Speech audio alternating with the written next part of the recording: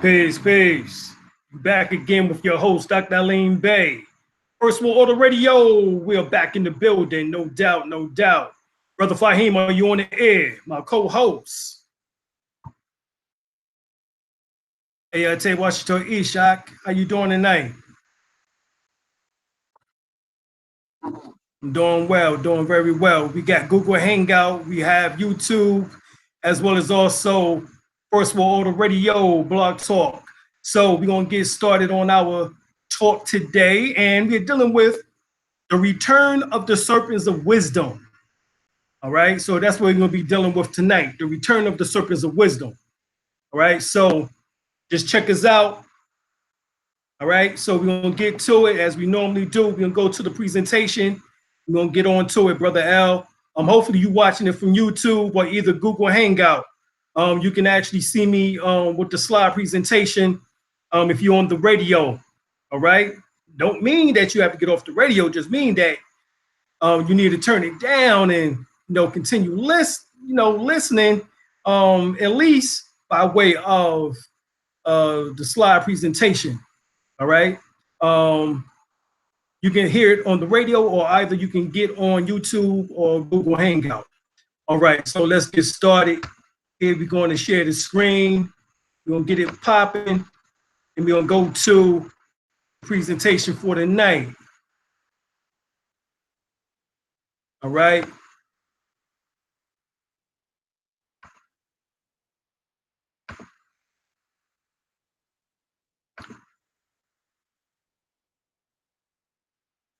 All right, so you're going to go back to the teachings of Honorable Elijah Muhammad, Master Farad Muhammad, through the supreme wisdom. Brother L, you know about this as you was a former member of the Nation of Islam.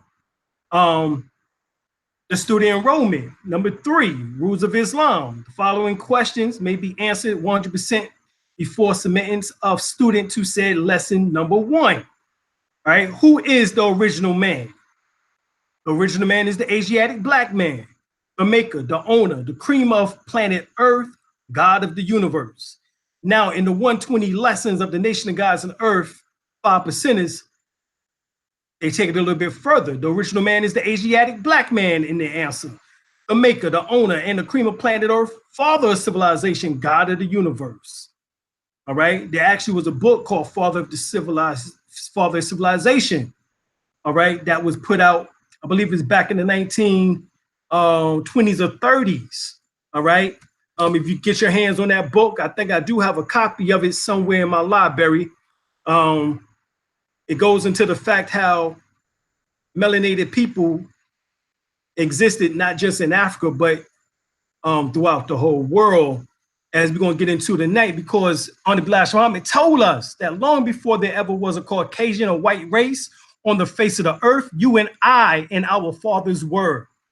Not just thousands of years, not just hundreds of thousands of years, not just millions of years, not just billions of years, but trillions of years ago, according to the word of Almighty God Allah, to me, that we and our fathers were here.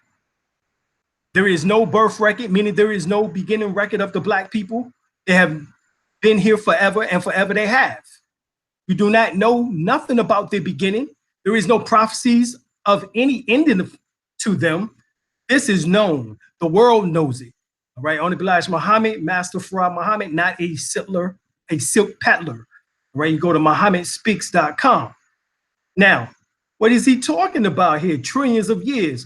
Well, we know that the stars are the condensation of the mind of our ancestors who came from the previous universe. At the end of the previous universe, our ancestors expanded in mind beyond measure until they encompassed the whole universe. That process of expansion caused an apparent contraction of their universe until it was reduced to the size of a single planet. In stages in the empty space surrounding the new Earth, creating the 7 substances: magnetism, electricity, light, heat, energy, and etc. which eventually formed the new stars after many trillions of years. All right, now, according to African Roots of Humanity and Civilization by Runoko Rashidi, says the African that first peopled the earth, gave birth, or significantly influenced the world's oldest and most magnificent civilizations. This is the African that first entered Asia, Europe, Australia, the South Pacific, and the early Americas, not as slaves, but as master.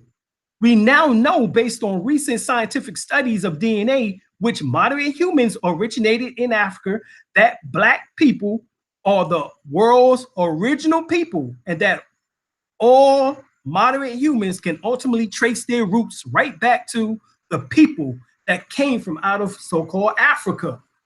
All right? Of course, some want to call it a Kiba line. Now, this is when we find out how deep the rabbit holes gets. Cause Dr. Khalid Muhammad says this: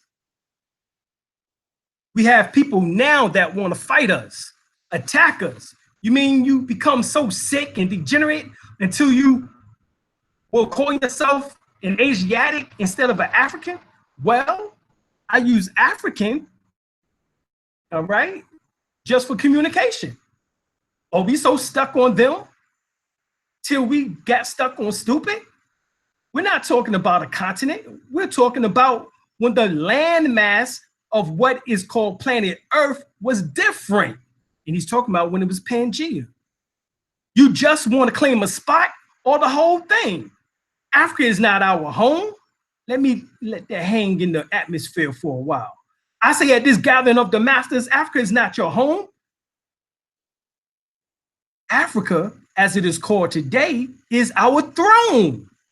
And from that throne, we ruled our home, which is 196,940,000 square miles of the planet Earth, and 76 quintillion miles throughout the spheres of light of the diameter of the universe. You don't believe it? Get the books by Ivan von Sertima, The African Presence in Ancient America that came before Columbus, African Presence in Early America, African Presence in Early Asia, African Presence in Early Europe, the Golden Age of the Moors. All right? We see around the world, the original Australians, the original Asians, the original people of Latin descent, the original Filipinos, the original Indians, the original people of India, are melanated. And this is all before 6,000 to 8,000 years ago, before there was a first Albion Caucasian on the planet Earth. Get the book Sex and Race, Volume 1 by J. Rogers. Get What They Never Told You in History Class by Indo-Kemet Kush. Also get his other book, The Missing Pages of History. And it is explained to us, all right, by Dr. Khalid. He goes into Asia into his last speech.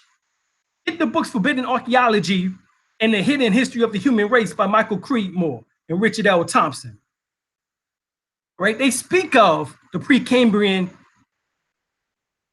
a groove sphere from the Precambrian South African miners that found hundreds of metallic spheres well underground, at least one with a 3 parallel groove running around the equator.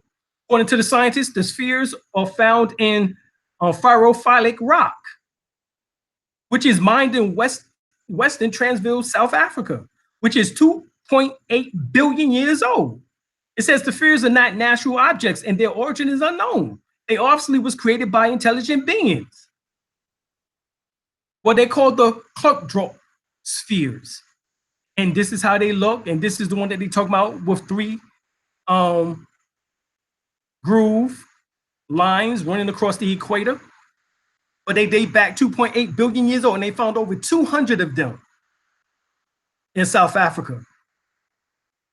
Scientific American magazine, metallic vessel from Precambrian rock, June 5th, 1852, issue of the Scientific American magazine contains a report about a blast carried out at Meeting Hill Rock in Dorchester, Massachusetts. It says the blast disgorged tons of rock described by the United States Geological Surveys put in stone dating back over 600 million years old. A bell-shaped metallic vessel was blown out of the rock that was about 4 inches high and was carved with exquisite carving, indicating the presence of artistic metal workers over 600 million years ago. The same information is found in the final call, Undeniable Truth, written by Robert Muhammad. Right? He speaks about this. According to the recent United States Geological Survey, a map of Boston Dorchester area, the put in stone now called the Roxbury conglomerate is of pre-Cambrian age, over 600 million years old. But this is what he's talking about right here, to the right, 600 million year old vase. All right. And this is all before the continent broke apart. This is before there was a Pangea. Well, before we now call Hyperborea or Lemuria or Atlantis or Africa. All before these various land masses came into existence. They was all one, and it was called Pangea, or as Dr. Khalid Muhammad states, Asia, hence the term Asiatic. Asia is from the Hebrew word Asia, which means the realm or the world of the making. You are in the world of making. You are a maker, hence an earthling or Asiatic, right? You go to Egypt, the 47th chapter, Egypt, the capital empire of the Dominion of Africa. You go to the Moorish Holy Quran, Circle 7. All right, bestowed to us and prepared, divinely prepared by Prophet Noble Ali. The inhabitants of Africa are the descendants of the ancient Canaanites from the land of Canaan. Old man Cush and his family are the first inhabitants of Africa who came from the land of Canaan. Right? His father Ham and his family was second. Now they was called Meru. And if you know anything about America, it says the original application of the name of America is Meru. It came the word Ethiopia. This is why the capital of Ethiopia was Meru or Mero, which is M-E-R-O-E. But it came from M-E-R-U, which means the demarcation line of the dominion of Maxim, the first true and divine name of Africa, the dividing of the land between the father and his son, the dominion of Cush, northeast and southeast Africa, and northwest and southwest was his father's dominion of Africa. In later years, many of the brethren from Asia and the Holy Land joined them. The Moabites from the land of Moab received permission from the pharaohs of Egypt to settle and inhabit northwest Africa. They was the founders and are the true possessors of the present Moroccan Empire. Now, the Moroccan Empire expanded all the way from what we call Tripoli, which is the capital of Libya, all the way into Montezuma, which is Mexico, going into Central South America. This is why the Marines sang that song. What they sang, Brother L?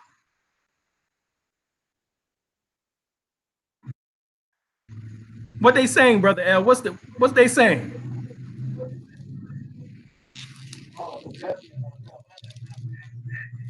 Yeah. Now tell them how to sing that song, that Marine song.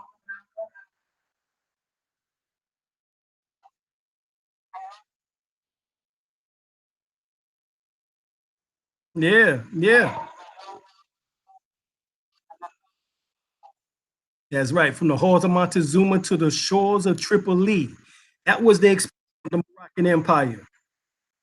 Right? That's what made us African American, if you want to use that. But still, those are two continents, not Pacific enough. But that would be what would make us, because we ruled both land masses. With the Canaanites, Hittites, and Amorite brethren who sojourned from the land of Canaan seeking new homes. Their dominion and inhabitation extended from northeast and southwest of Africa, across Great Atlantis, even unto the present North, South, and Central America, and also Mexico and the Atlantis Islands, which is Caribbeans. before the great earthquake, which caused the great Atlantic Ocean. So it was a great earthquake. All right, the tectonic plates, eruption, volcanic eruptions, all of these things took place. All right. Get the book, The Gods and Spacemen in the West, Ancient West by Raymond Drake. He states that the Pygmies inhabited Earth for 30 million years. Now here he is talking about gods and the spacemen, you know, but it's in Ancient West. It's a return of the ancient ones. All right. This is the return of the serpents of wisdom. Remember, the snakes that ran out of Ireland were the Pygmies. So here the Pygmies are in the West, the ancient West, and they were the gods and the spacemen, according to Raymond Drake, and they've been on this planet over 30 million years. Now, of course, we know that it goes further back than that because we just showed you somebody making these particular spheres, metallic spheres, as well as also metallic metal vessels. Over 600 million to 2.8 billion years ago. It can only have been the Twa people. Why? Because according to Albert Churchward, Signs and Symbols of Primordial Man, he states that the Pygmies, who are known as the Twa or Tahites or the Anu people, are the original and the oldest living people on the face of the planet Earth. Case closed. All right. The Pygmies is the term used for various ethnic groups worldwide whose average height is unusually low. Anthropologists define Pygmies as a group whose adult men grow to less than 150 centimeters, 4 feet, 11 inches in average height. A member of the slightly taller group is termed pygmoid. All right, pygmoid. So the best known Pygmies are the Aka, the Ifa, and the Mbutu of Central Africa. There are also Pygmies in Australia, Thailand, Malaysia, Indonesia, the Philippines, Papua New Guinea, Brazil. Brazil, that's South America. So they over here too. The term also includes the Negritos of Southeast Asia as Asiatics. The remains of at least 25 miniature humans who lived between 1,000 and 3,000 years ago were found on the island of Palau. All right. Now, we go to Origin and Evolution of Freemasonry by Albert Churchward, and he says this. Right? Bes Heru is the earliest form of the Pygmy Ptah. Also, the 7 powers who cooperated with Ptah was represented as 7 Pygmies. Right? This is also about to your 7 chakras. The Pygmies is talking about your pigmentation. That's where Pygmy come from, your pigmentation, your melanin. All right. Moreover, Ptah, the divine primordial man, or primitive man, which means first, is the imperfect progenitor of the perfect man in his son Atum or Adam. Right? From Africa, the Pygmy spread it all over the world. All over the world. This is millions and billions of years ago. Remember, the Albion just got hit 6,000 years ago. He's a recent addition to the human family, even though he's not quite human himself in most cases. At least 60 to 80% of them are not, as they have calcified pineal glands, which leads to tendency of what we now refer to as sociopath, narcissistic, psychopaths, tendencies. All right. So from Africa, the Pygmy spread it all over the world. We know this because we find his implements there and some descendants in a few places. He has a belief in the supreme being and an after or spirit life. Right? So the god of the Pygmies is Anu, as they are called, the Anu people. On, which means Ra, or the symbolic to the sun. They refer to them as the sun worshipers. Here we have in the British Museum a 28-million-year-old human skeleton in the basement from the Caribbean islands of Guadeloupe. In Guadeloupe. It belongs to a woman 5.2 inches tall. The fully human Guadeloupe woman skeleton is complete in every respect except the feet and the head are missing. It is an authentic discovery which has been in the British Museum for over half a century. When the 2-ton limestone block containing Guadeloupe woman was first put on exhibit in the British Museum in 1812, it was first displayed as proof of the Genesis flood. But see, being that it went back 28 million years, that was way before some damn flood story. But the Bible, as they told you, is only 6,000 years old. Which goes back to the date and time of their creation, or rather yet, their making, as they was genetically made. We'll get into that information tonight. Another story. But in 1881, however, the exhibit was quietly taken down to the basement and remains there to this day. I knew it was a reason why I asked the curator at the British Museum, let me take a look downstairs. But of course, the head curator wasn't there that day. And so I could not go. But that's to keep something on mind. If you go to the British Museum, request that. I know when I go back, I plan on going in. But here, The Origin and Evolution of Primitive Man by Albert Churchward, he says, from here, these little men spread it all over the world. North, east, west, and south. They spread the news until not only Africa, but Europe, Asia, North and South America, and Oceania. Oceania is the Pacific Islands, were populated by them. He was the first, the little red man of the earth. From the pygmies, evolution continued progressively in the following order. Next came the Bushmen, who is known as the Sand People, where the Asians come from, as they were the first to go into Asia. All right. The Masaba Negro, the Naulic Negro, the Maasai, and the Mongoloid, or the Mongoloid, and their so-called Aryanists, who is the so-called pale folks, but they're not Aryan. I don't know why they keep using that name. The word Aryan comes from Iran. And if you go to Iran today, you will still see very dark people living in Iran who are the original people there. And some of those people mixed in with the Caucasoid after he came out the Caucasus Mountains to produce the Arab-looking individuals in Iran today. And these Europeans call themselves the Iranians.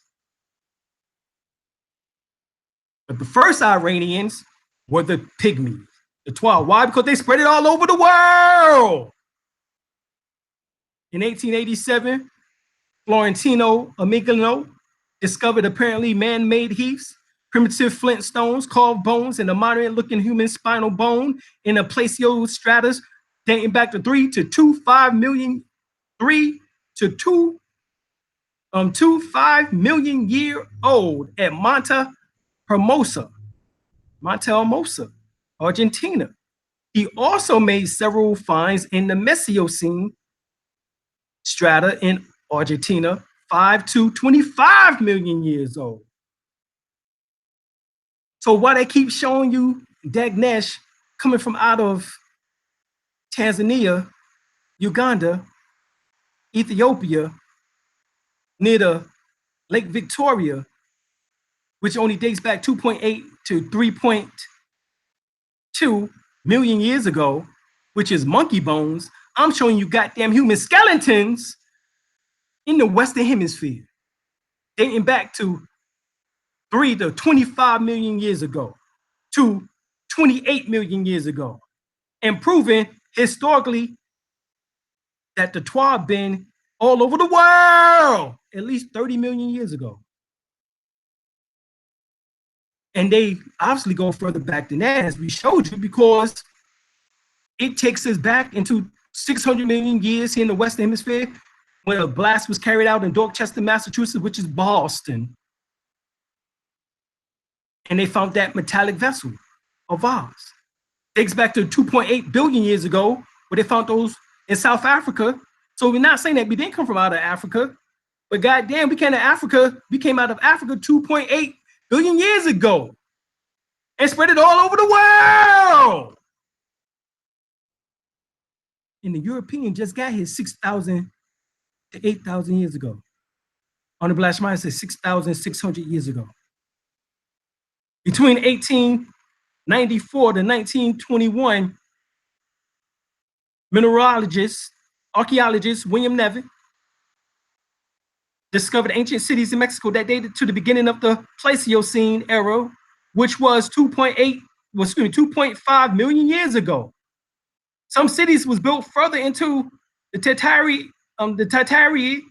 era beneath volcanic ashes. Nevins recovered over 2,600 stone tablets, as well as moderate human skulls that show negroid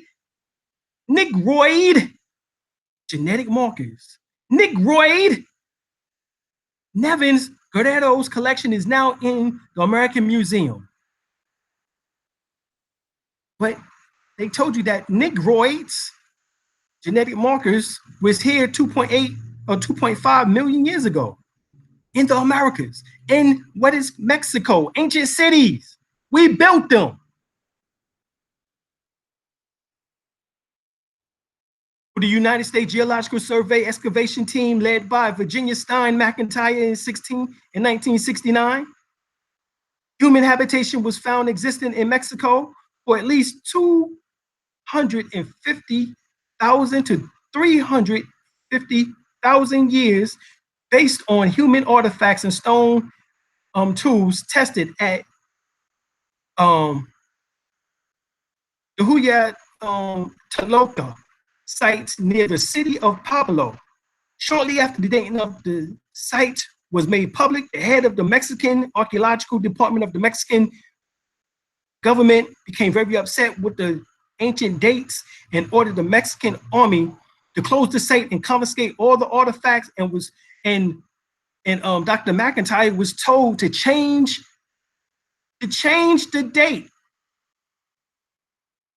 to, instead of 250,000 to 350,000 to 25,000 to 35,000.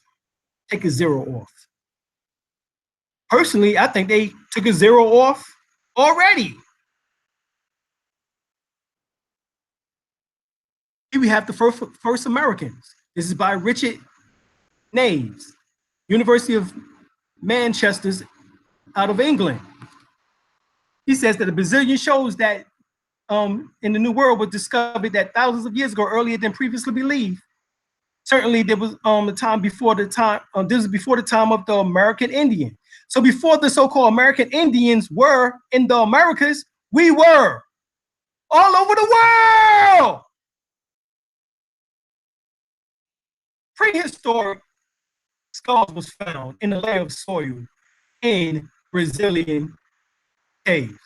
They are the oldest skulls, and this is Lucia, belonging to the race found historically along the rim of the Indian Ocean and in the islands of South Asia, in East America, and in Australia and Malaysia. This is the BBC News.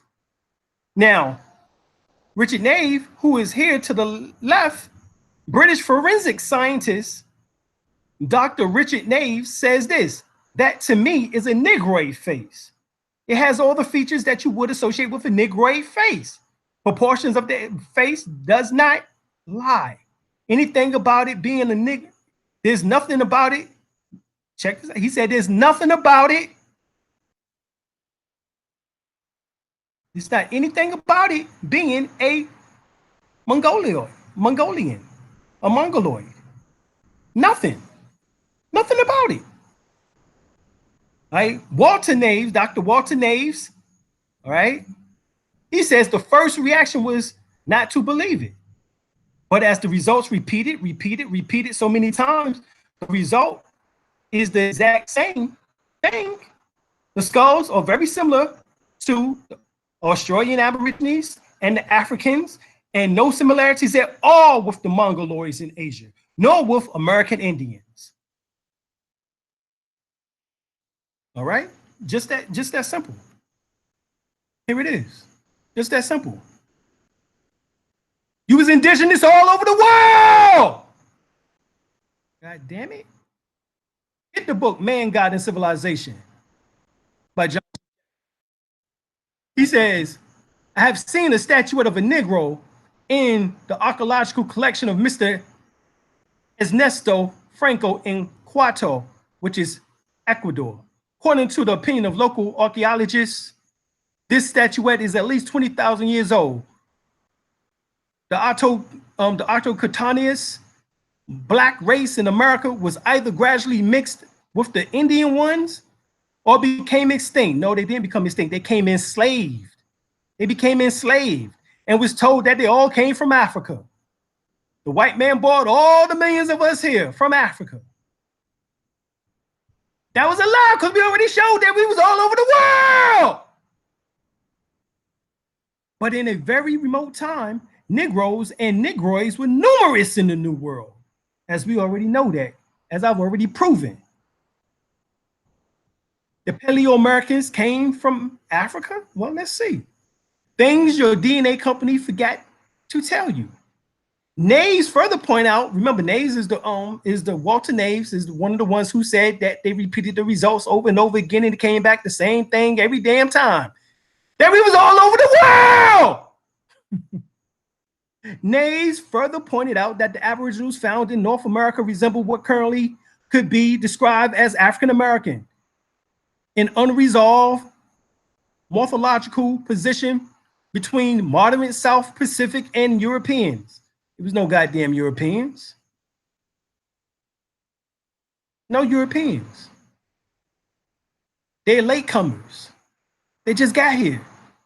Researchers from Spain, Mexico, and Argentina wrote an article which will acknowledge the Paleo-Americans do not look like modern American Indians. Exactly, they don't. They look like African, Australian, Malaysian. That's what they look like. That's who they are. Most likely place the Paleo-Americans came from was Africa, which is closer to the Americas.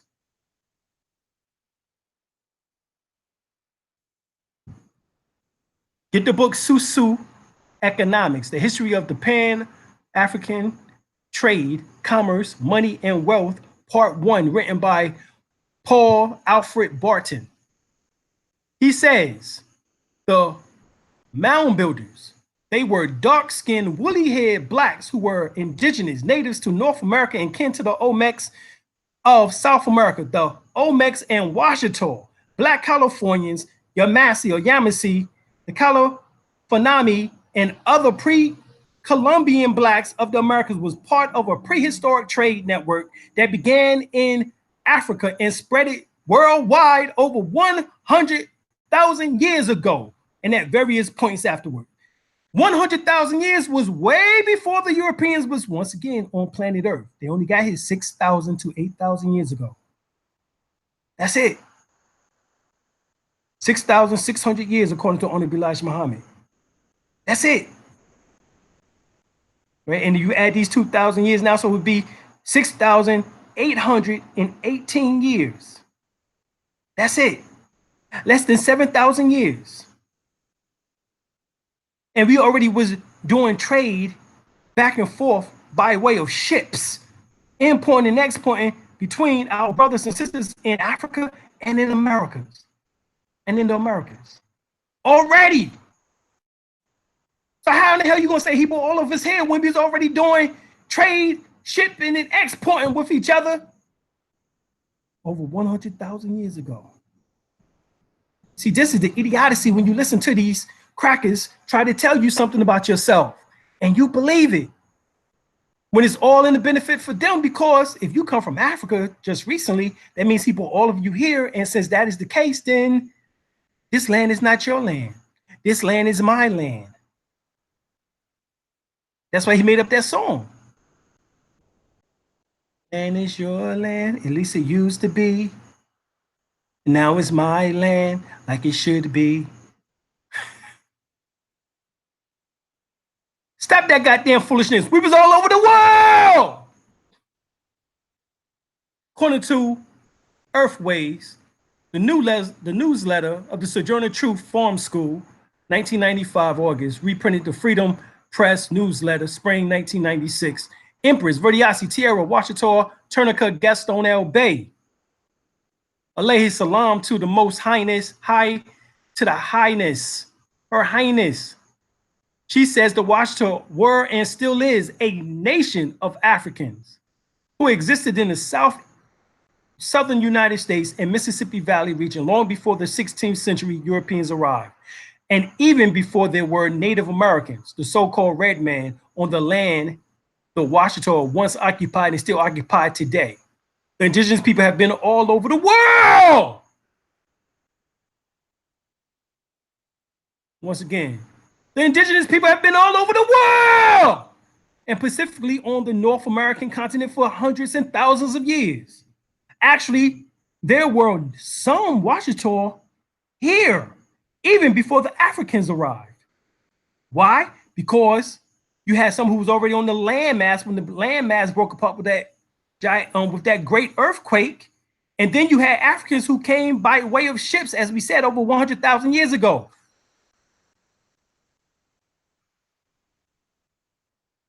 You get it? Got it? Good.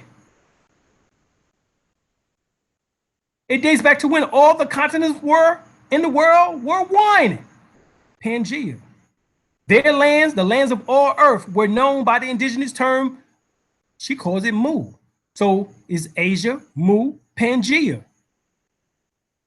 The Empress Verdiasi wrote this in her book, The Return of the Ancient Ones, the Moorish Nagas, the Dragon Riders, Breather Fire, Generator, Operator, Destroyer, Self-Lord and Master, Practitioner, a Kama Sutra, Instructor Tantra, a Kriya Yoga, the Kundalini, the Resurrector, Shushuna, the Eater, Pingala, Waking the Seventh Chakra, become the Avatar, Muhammad the Conqueror, put swords to your jugular, send you to the ethers.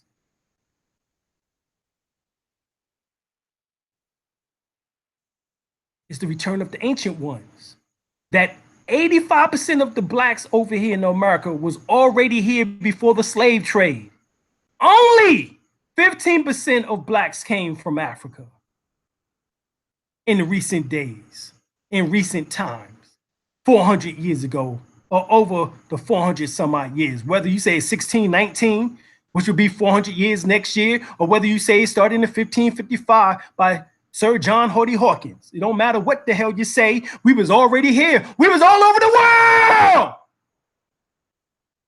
We've been here, declared the Empress, explaining that the original Native Americans, who was mostly of dark complexion, she said that the Mongoloid Indians of Hollywood fame was majority tribes in the Northwest that was mixed with the blood of the Chinese invaders, who came what, in 1421?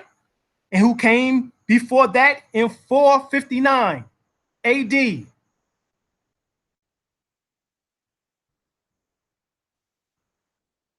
They made up less than 1/3 of the total population of Indians on this land. White folks don't owe black folks or black people in America. They need to get up off our goddamn land and pay us rent. That's the reparations. You pay us for all the goddamn years you've been squatting on our goddamn land. Children, you at home, and the European is 3,000 miles away from home. He is going to have to take some water. When the Europeans go back to Europe, the climate will go back as it was and what it used to be before the Europeans came here. The bananas was large and the grapes were 4 in hand, and you was damn near butt negative because it was damn a constant 76 degrees. That's why in the ocean, in the pictures, in the older pictures, you see us just like in Americas, where you see us walking around damn near like the brothers and sisters in Africa. Noble Drew Ali said this. Who lived in America 50,000 years ago? Once again, this is 43,000 years before the Europeans even was on planet Earth. And I'm saying this because we haven't even gotten to the European history. No need to. I'm giving you your history. Respect it. Research it. Why? Because we was all over the world.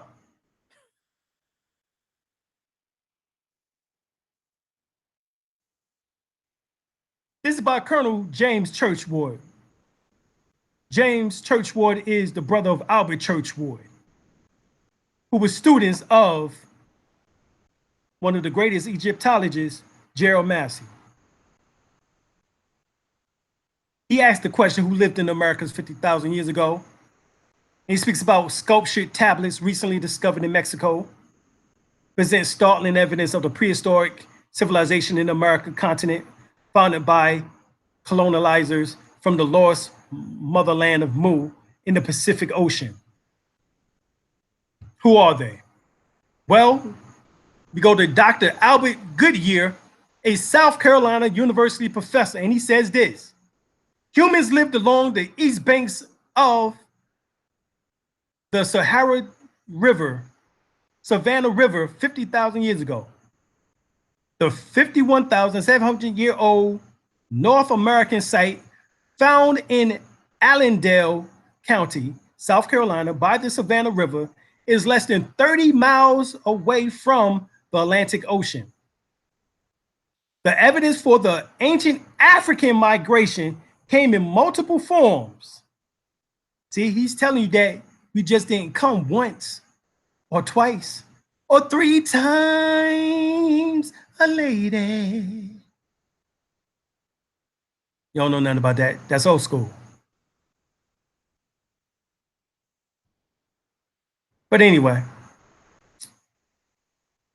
African migrations came in multiple forms: skulls and skeletons, footprints in lava, campsites, genetic M174 and D haploid groups, linguistics, paintings, carvings, architecture, Egyptian.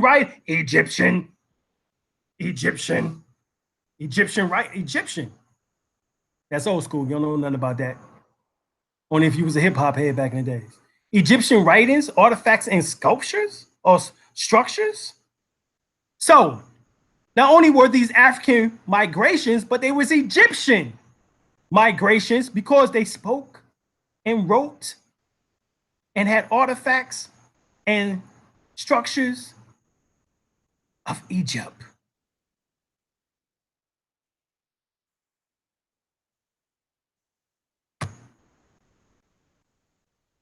The Sand people, they're called genetically the oldest people in the world. As we showed you, they're not the oldest. They're the next oldest behind the Pygmies. But this is where the Asian people come from the Sand people. They're also called the Kung people, K-U-N-G. Hence, where you get the origin of the name Kung Fu. You get it?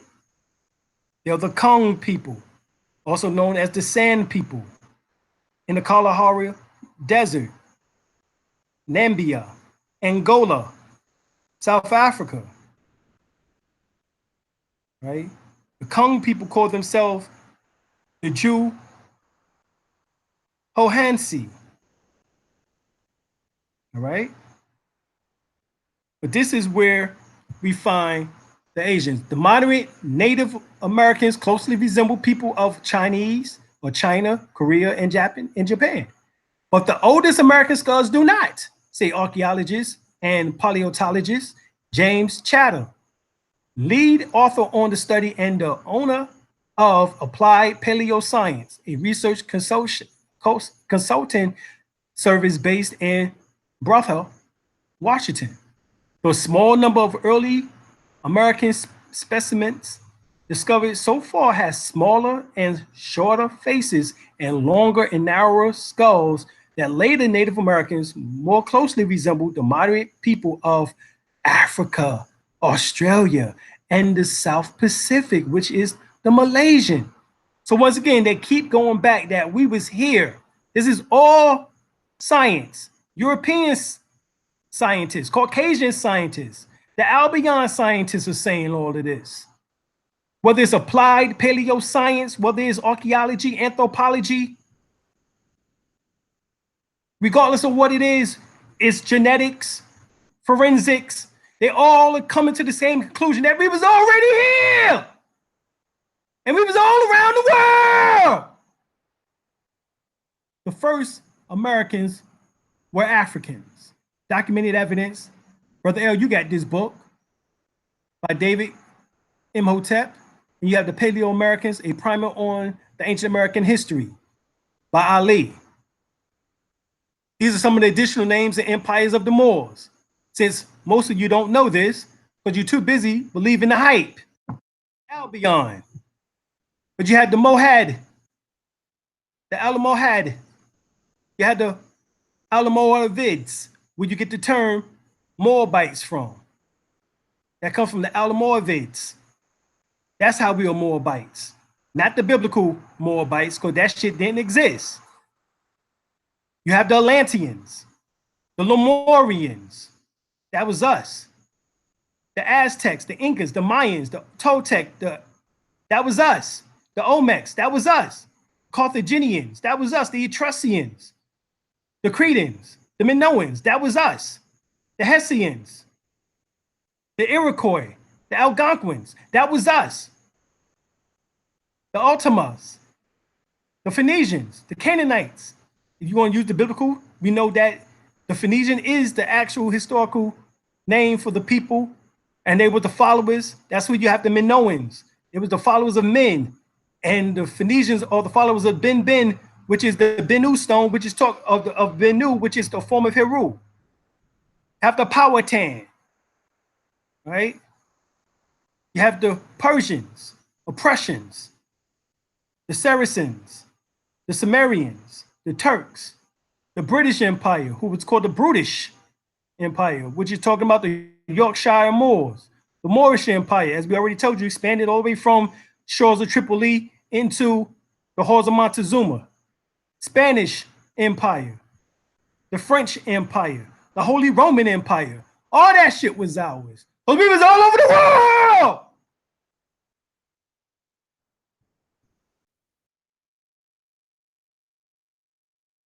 For Columbus and the African Holocaust, Slavery and the Rise of European Capitalism by John Henry Clark. What does the great John Henry Clark say about this? It must also be added that Americo Vespucci on his voyage to Americas witnessed the Mandingos of Mali, the Olmecs, and the Songhai empires, later identified as the Moroccan Empire, out in the Atlantic, returning to Africa. Now, he just told you that the Mandingo of Mali, who are the Dogons, because the Mandingos and the Dogons are one people, along with the Dinka people coming from out of Egypt. It was the ancient Egyptians. And they ruled Ghana, the Songhai, and Malian empires, which is later identified as the Moroccan Empire. They was Cushites. You are a Cushite. If you want to go by the Bible, go by the Bible. Note, one of our greatest African minds and historian, John Henry Clark, stated that the Mandingo of Mali, Olmecs, and Songhai Empire was later identified as the Moroccan Empire. Also note that they was returning to Africa. Thus, we can conclude that they came from where? America. Before Columbus. Before Americo Vespucci. We was already here.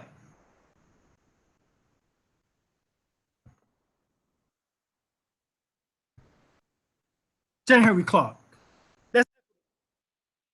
We are a nation within a nation in this country searching for nationality. And once we find our nationality and serve that nationality, we do for ourselves what needs to be done. All ethnic groups understand they got a nationality. But because you answer to such stupid words such as Negro and colored, black, you have no nationality. Negro is not a nationality. Some Portuguese classified you, took an adjective and made it a noun. Colored is not a nationality. Black tell you how you look, but it doesn't tell you who you are. The name of a people must relate instantaneously to land, history, and culture. And any time that you call a people out of their name and fail to relate them back to land, history, and culture, you have called them out of their name. There's no black land or black cola. There's nothing wrong with the word black. Nothing wrong with it at all. Only it doesn't relate to a country. The name of every people in the world relates back to country. And once you think instantaneously to land, you think of nationality. You belong to something great, big, and great in the world. Well, let's look at that. Nationality must instantaneously tie you back to land. Well, goddamn it, let's go to land. Black's Law Dictionary, Deluxe, 4th edition. Land, there it is. In the most general sense, comprehends any ground, soil, or earth whatsoever as meadows, pastures, woods, moors, waters, marshes, firs, and heaths. Moors. The word land includes not only the soil, but anything, everything attached to it, whatever attached by course of nature as trees, herbage, water, or by hands of man, or as buildings and fences. But moors and land is synonymous, interchangeable, and it's instantaneous. Once you think of land instantaneously, it must attach you back to your nationality. Well, the word within land, by definition, is the word Moors, and it ties you back instantaneously to nationality, to history, and to your culture. Get the book, as we told you earlier, The Golden Age of the Moor. Get The Destruction of Black Civilization, Great Issues of a Race from 4500 BC to 2000 AD by Chancellor Williams. He says in the book, now again, just who were the Moors? The answer is very easy. The original Moors, like the original Egyptians, were Black Africans. Yeah, they was Ethiopians, they was Cushites. They came from out of the capital of Meru, which become Meru, which is the term Moor. As an amalgamation, became more and more widespread. Only Berbers, Arabs, and colors in the Moroccan territories was called Moors, while the darkest and the black-skinned Africans were called Blackamoors. They took black off and left you with that and took away the Moor part. Eventually, a Moor was dropped. It says black was dropped from Blackamoor, and that's what you was left with.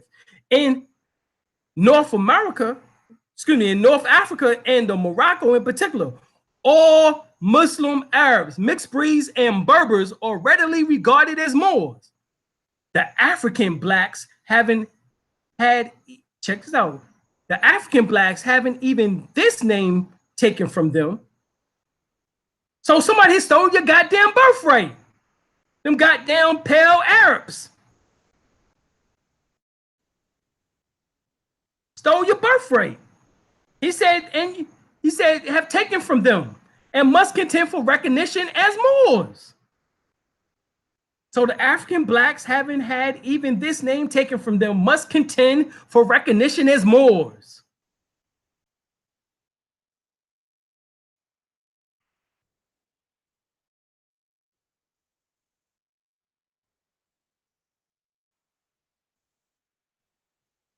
See, this is why we understand what the general said. Muslims, you a Muslim, Khalid? Yes, I am. But I'm a Moor. I'm a Moor and got enough to know, sense enough to know I'm a Moor.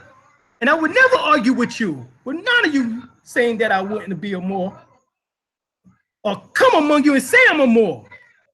if it wasn't in my heart, in my soul, that I am a Moor.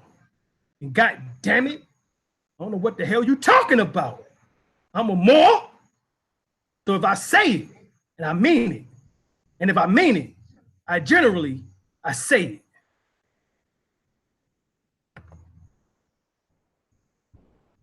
Right? I don't know. Maybe y'all missing the point here. There's a lot of shit that obviously y'all missing, but I'm trying to clear this shit up for you. So here we have Meru. It's also spelled Moor. The Kushites were also called the Meru. The Encyclopedia of the Biblical Literature. There is every reason to conclude that the separate colonies of priestcraft spread from Meru into Egypt. So who was the Moors? The Moors were the ancient priesthood of the Egyptians, the Kushites, the Ethiopians, and the Abyssinians. And the primeval monuments in Ethiopia strongly confirmed the native traditions reported by Diodorus Siculus that the worship of Zeus Amun originated in Meru. Also, the worship of Osiris, Asaru. This would render highly probable the opinion that commerce, science, and art descended into Egypt from the Upper Nile. Herodotus called the Ethiopians wise men occupying the Upper Nile, men of long life, whose manner and customs pertain to the Golden Age. Those virtuous mortals, whose feasts and banquets were honored by Jupiter himself. Jupiter is Amun. Amen.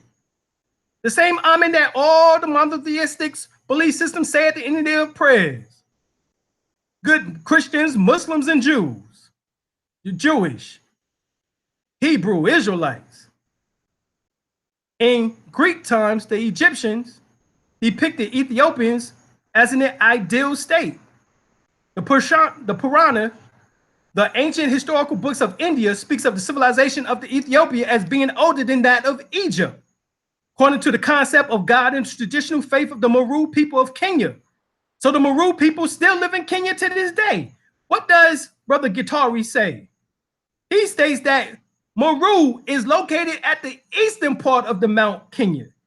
The work begins with a literature review and field based on the oral traditions which indicated the Meru people came from the northern Africa, moved to Canaan, Meru, south of Egypt, Meru, Arusha, Mozambique, Mombasa, and finally through the Tana River to their present land.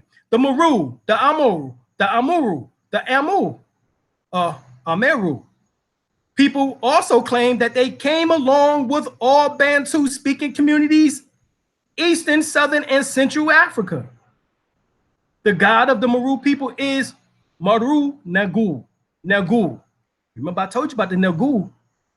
That was the name of the kings and queens, empresses and emperors, pharaohs and pharaohesses was Nagu, Naga.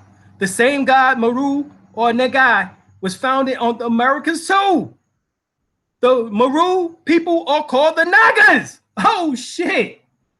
We broke it down. There it is. Various Sanskrit books mention the name of the old Kushite kings that was worshipped in India and who was adopted and changed to suit the fancies of the later people of Greece and Rome. The Hindu Purana speaks of the Kushites going to India before they went to Egypt, proving the Hindu civilization Ko'ez was that of the Chaldea and the country of the Nile. So Chaldea is, of course, Mesopotamia. These ancient records that the Egyptians was a colony drawn out from the Kusha, the Wipa, and that the Pali, another colony that was made from the Phoenicians, followed them from the land of Kush. In those primitive days, the central seat of Ethiopia was not the Meru of our day, which is very ancient, but a kingdom that preceded it by many ages that was called Meru. Lanomut spoke of the first men of the ancient world as the men of Meru. Sanskrit writers called Indra, chief god of the Hindu, king of Meru.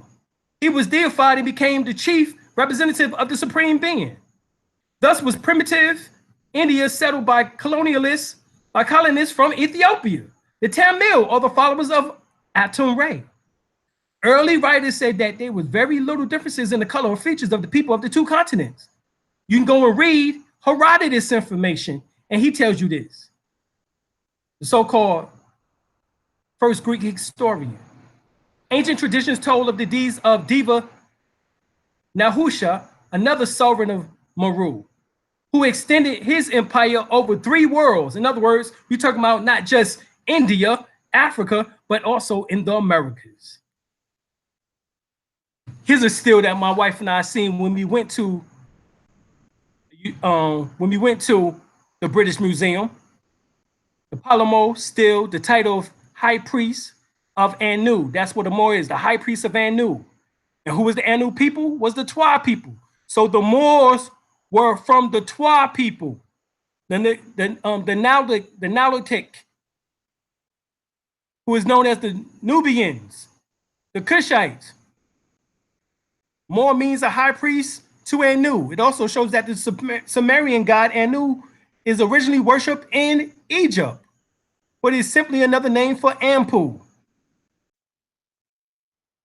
Get the Webster's New Universal Unabridged Dictionary, edition 1937, and it defines American.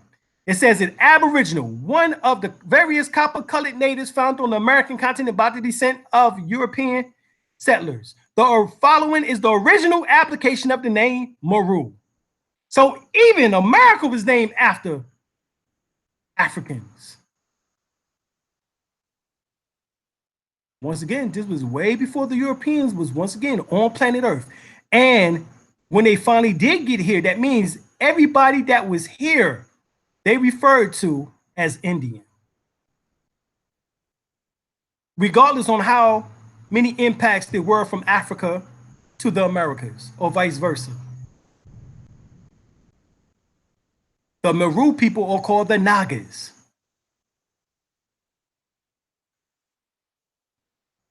The Meru is located in the eastern part of Mount Kenya to this day.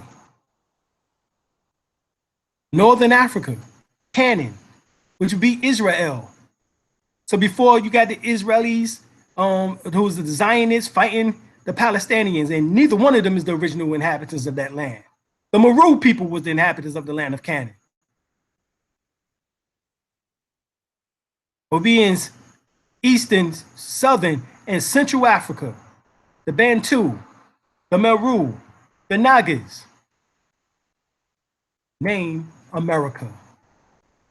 Here it is. The following is the original application of the name Meru. Here it is within the teachings of Ptah Hotep, the oldest book in the world, by Asa G. Hilliard, Dr. Asa G. Hilliard III. He told you that Meru means the guardian. Meru is the guardian. Here you have heritage restored, horoscope. This is by Julio Rose. He says, many historians allege that the honor and credit went to Amerigo Vespucci, an explorer or explorer. Colon, Christopher Colon, or Cristobal Colon, known as Christopher Columbus, did not discover anything, nor did Amerigo Vespucci, nor did they European name it.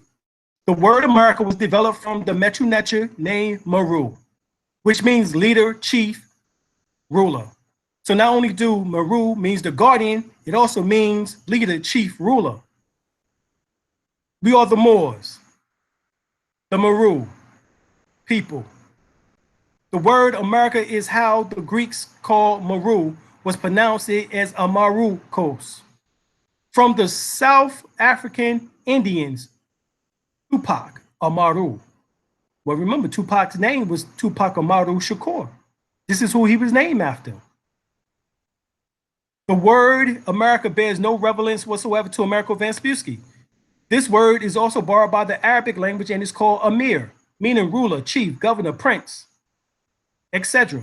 The Ethiopian latest corruption of the word Meru reads Mero, which happens to be the capital of Ethiopia at one time.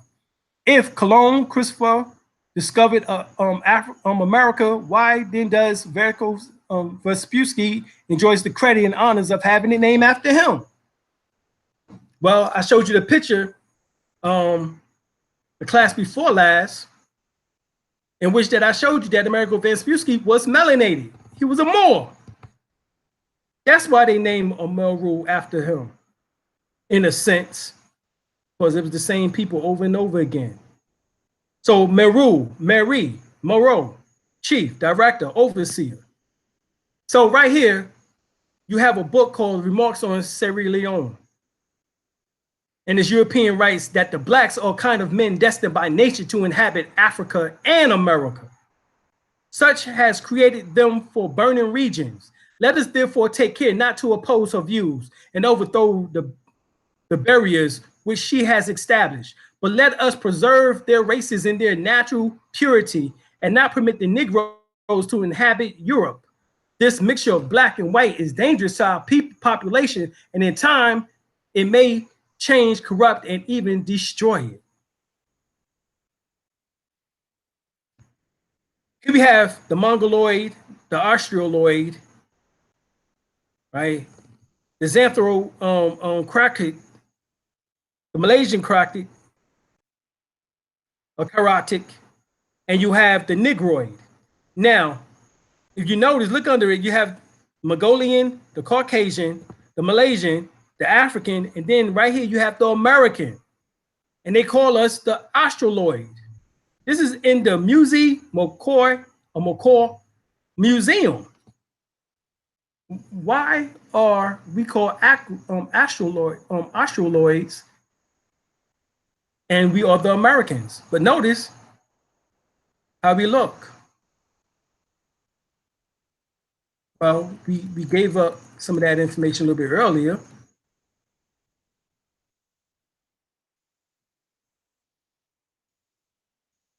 Paleo-Americans are classified phenotypically as African, Australian, and Malaysian based on multivariance methods and quantitative analysis.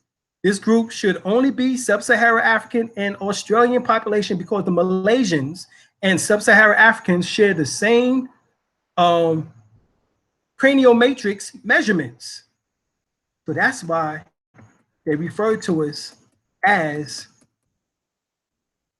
the Australoids, even though they say that we are the Americans, because we was the Paleo-Americans, the earliest Americans, which was a mixture of Africans, Australians, and Malaysians, South Pacific. Well, this Alabama state senator knew that, and he referred to blacks as Aborigines. All right, there was an investigation being done on him by the FBI, and they heard it, and they revealed it. Right, Stephen L. Taylor, Sunday, June 19th, 2011. It was a transcript by Beeson wiretap by the FBI, and it goes like this. This is in a conversation, Beeson and others are discussing the distressed economics of Greene County, home to Green Track. He said, "That's y'all's Indians," said former state Republican or Representative Benjamin Lewis. "They're Aborigines, but they're not Indians," Beeson replied or responded. After the remark became public, Beeson claimed he didn't remember the conversation.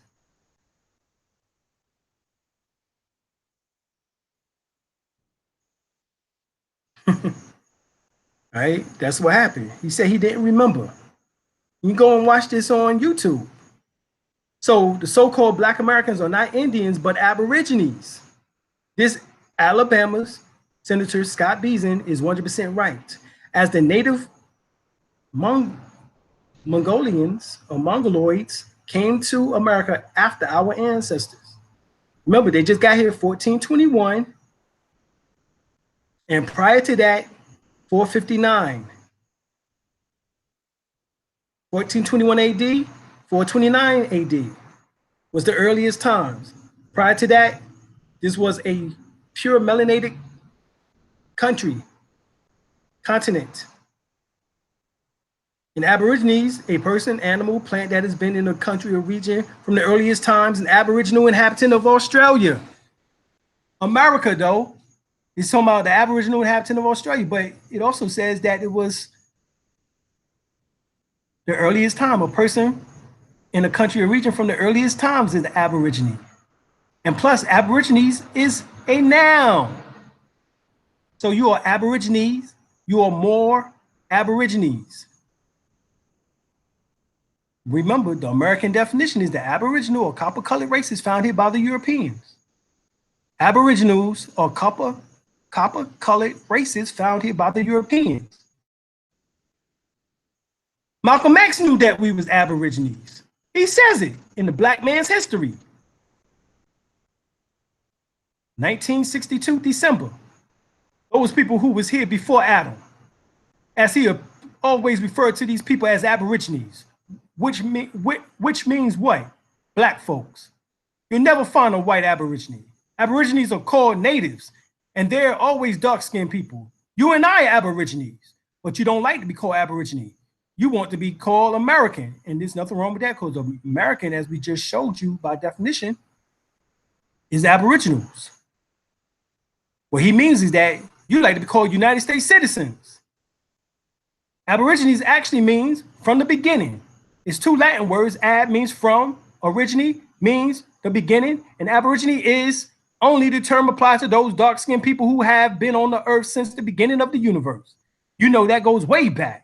What do you mean, since the beginning of the universe? Well, I already showed you that science. That was in the beginning. I told you what Honorable Elijah Muhammad said. He showed you what Honorable Elijah Muhammad said. He got into it now. He told you long before there was ever a Caucasian or white on earth. You and I and our fathers were. Not just thousands of years, not just hundreds of thousands of years, not just millions of years, not just billions of years, but trillions of years ago, according to the word Almighty God Allah to me, that we and our fathers were here.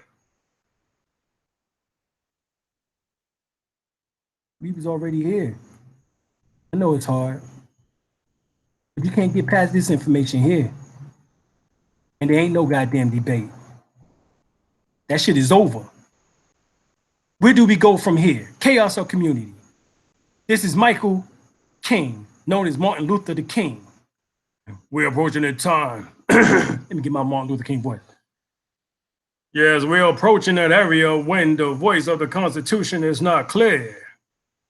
We have left the realm of constitutional rights and we are entering the area of human rights. All right, so right there, that's telling you. So here we have Malcolm X speaking on civil rights versus human rights.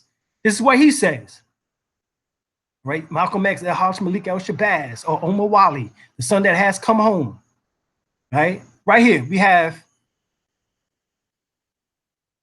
human rights come before civil rights. You can never get civil rights until you have human rights. Human rights represents the rights to be human beings. Whenever you are respected and recognized as a human being, your civil rights are automatic. No, you have to get the recognition of human rights first. The Constitution classified people as 3/5 of a man, which meant subhuman, not a complete human being. And once our human characteristic was completely destroyed, this gave them justification for treating us like we were animals. Then it was also justified them selling us. If the black man human race were respected, he never would have been a slave here in America or in the United States Corporation. And if his human rights has been restored by the Emancipation Proclamation, automatically we would have been citizens after the Civil War. So we must be regarded as humans. Our human rights must be respected before we can ever be regarded as citizens or have civil rights or our civil rights be respected. This is Ballad of the Bullet by Malcolm X, El-Hajj Malik El-Shabazz. Anytime you know you're within your law, within your legal rights, within your moral rights, in accordance with justice, then die for what you believe in. But don't die alone. Let your dying be reciprocal. This is what is meant by equality. What's good for the goose is good for the gander. When you begin to get in this area, we need new friends. We need new allies. We must expand the civil rights struggle to a higher level, to the level of human rights. Whenever you are in a civil rights struggle, whether you know it or not, you're confining yourself to the jurisdiction of Uncle Sam. No one from outside the world can speak on your behalf as long as your struggle is in civil rights struggle. Why? Because you have no nationality, as Dr. John Henry Clark stated. Civil rights comes within the domestic area of this country. All of our African brothers and our Asian brothers and our Latino American brothers cannot open their mouths and interfere with the domestic affairs of the United States, as long as it's civil rights. This comes under the jurisdiction of Uncle Sam. But the United Nations has what known as the Charter of Human Rights. It has a committee that deals in human rights. We must wonder why all of the atrocities that has been committed in Africa and in Hungary and Asia and Latin America are brought before the United Nations, and the Negro problems is never brought before the United Nations. This is part of the conspiracy. That old tricky blue-eyed liberal who is supposed to be your and my friend, supposed to be in our corner, supposed to be subsidizing our struggle, and supposed to be acting in capacity of an advisor, never tells you anything about human rights. They keep you wrapped up in civil rights, and you spend so much time barking up the civil rights tree, you don't even know that there's a human rights tree on the same floor. When you expand the civil rights struggle to the levels of human rights, you can now take the case of the black man in this country before the nations of the United Nations. You can take it before the General Assembly. You can take Uncle Sam before the World Court. But the only level you can do that in is at the level of human rights. Civil rights keeps you under their restrictions, under their jurisdiction. Civil rights keep you in his pocket. Civil rights means you're asking Uncle Sam to treat you right. Human rights is something you were born with. Human rights are your God-given rights. Human rights are the rights that you are recognized by all nations of this earth. And any time anyone violates your human rights, you can take them before the World Court. All right. Now, note, as of September 2004, the United States is not a member of the World Court. Uncle Sam's hands are dipped in blood, dipping with the blood of the black man in this country, dripping with the blood of this black man in this country. He's the earth's #1 hypocrite. He has the audacity. Yes, he has. Imagine him posing as the leader of the free world, the free world. You over here singing, "We shall overcome." Expand the civil rights struggle to the level of human rights. Take it into the United Nations, where our African brothers can throw their weight on our side, where our Asian brothers can throw their weight on our side, where our Latin brothers, American brothers can throw their weight on our side, and where there's 800 million Chinese are sitting there waiting to throw their weight on our side. Let the world know how crooked this United States corporation is. Now, Martin Luther King goes farther.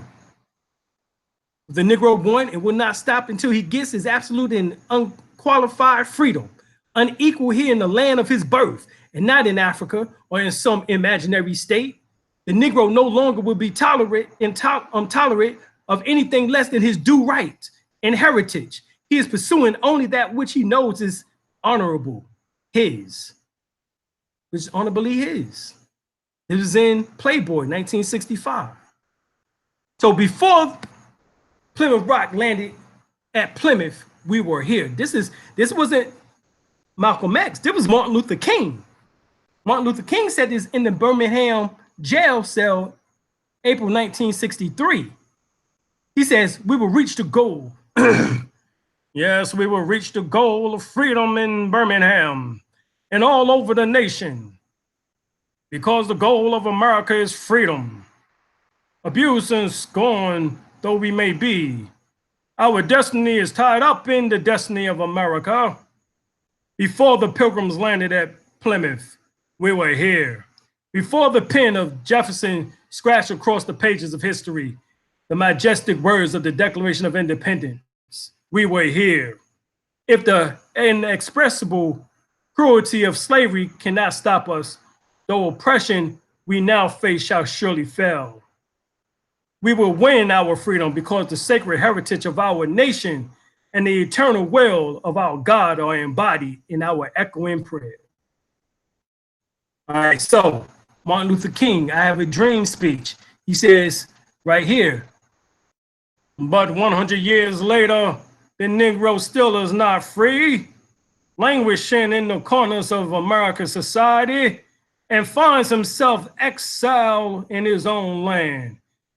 He finds himself exiled in his own land. He finds himself exiled in his own land. This was in, see, this shit right here went over the head. See, everybody was caught up into, it's black girls and white boys and hold hands and shit. That's what they was caught up in. But right here, he says that 100 years later, the Negro still is not free, languishing in the corners of American society, and finds himself in exile in his own land. His own land. So this is when Martin Luther King began to start thinking about this shit. All right. He said, I'm afraid that we're integrating into a burning house. So Martin Luther King was talking to Harry Belafonte. And I said, this is Harry Belafonte. He said, what's the matter, Martin? You seem very agitated. And he said, well, I am, because I come upon a thought that I didn't know how to deal with at this moment. And I said, well, what is it? And he said, we fought long for integration, and it looks like we're going to get it. I think we'll get the laws, he said, but I'm afraid that I come upon something that I did not know quite what to do with. I'm afraid that we're integrating into a burning house.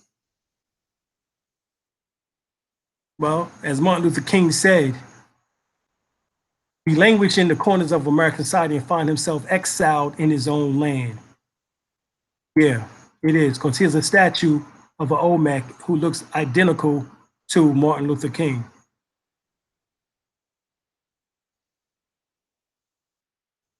This is our land. Olmec statue from Tres Zapote, Mexico. This is a figure known as Tinan.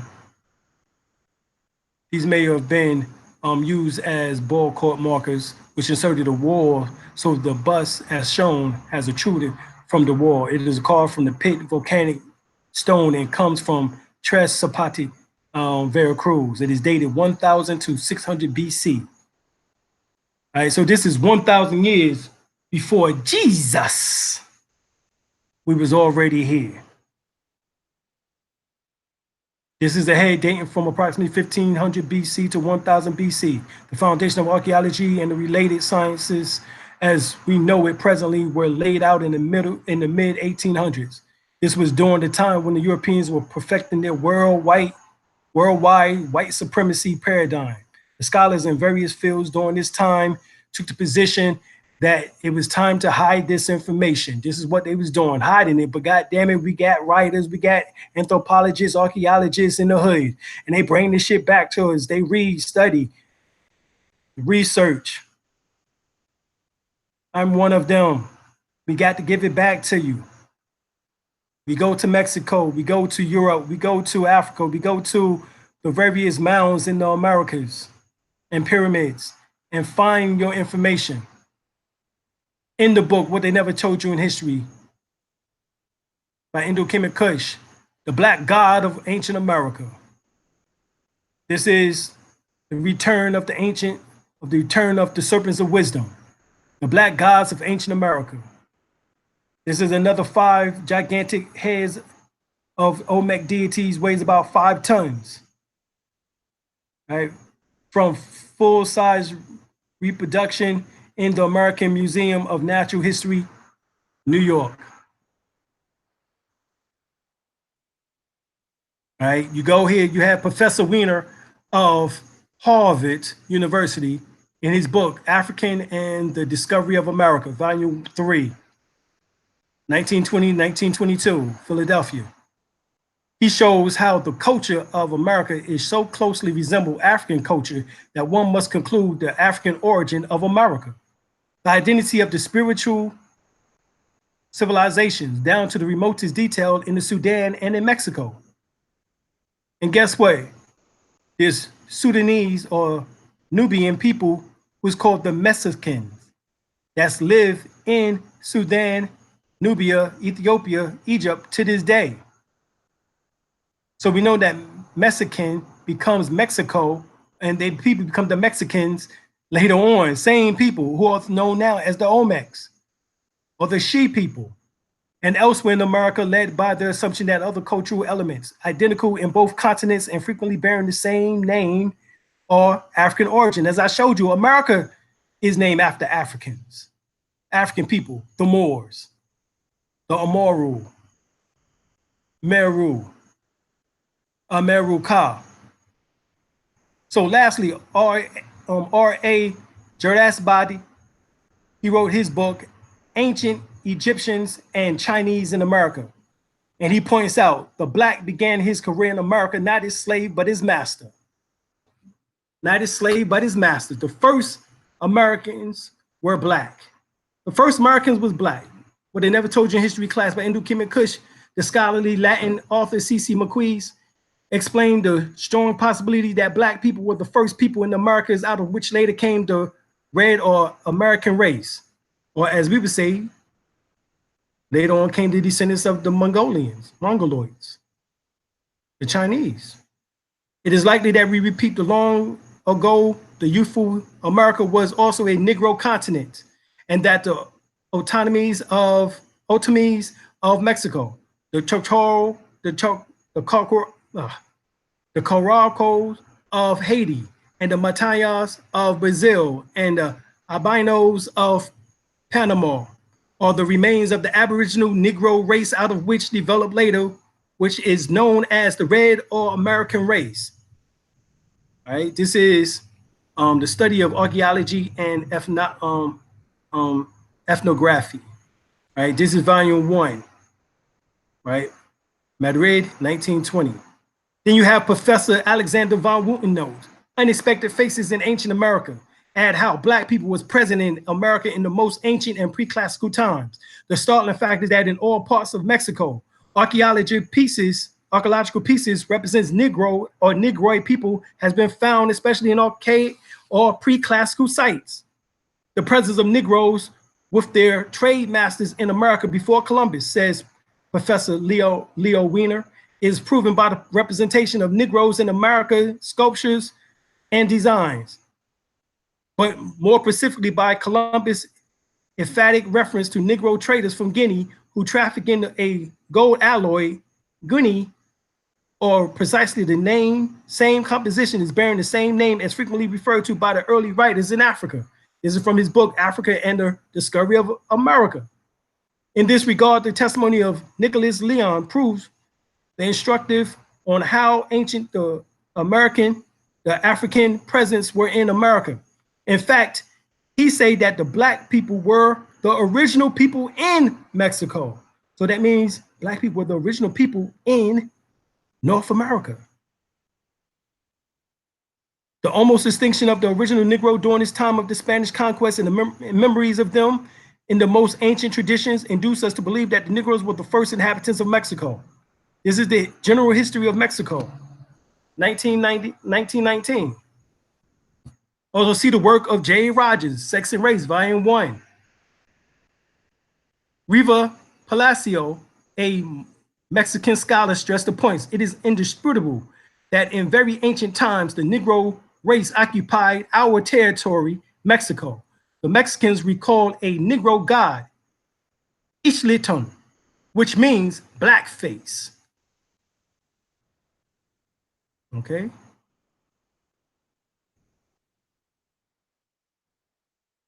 Colonel A.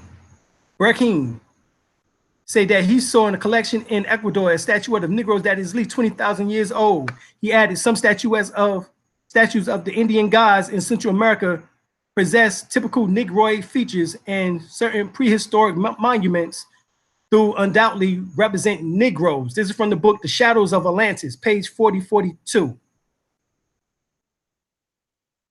This is you.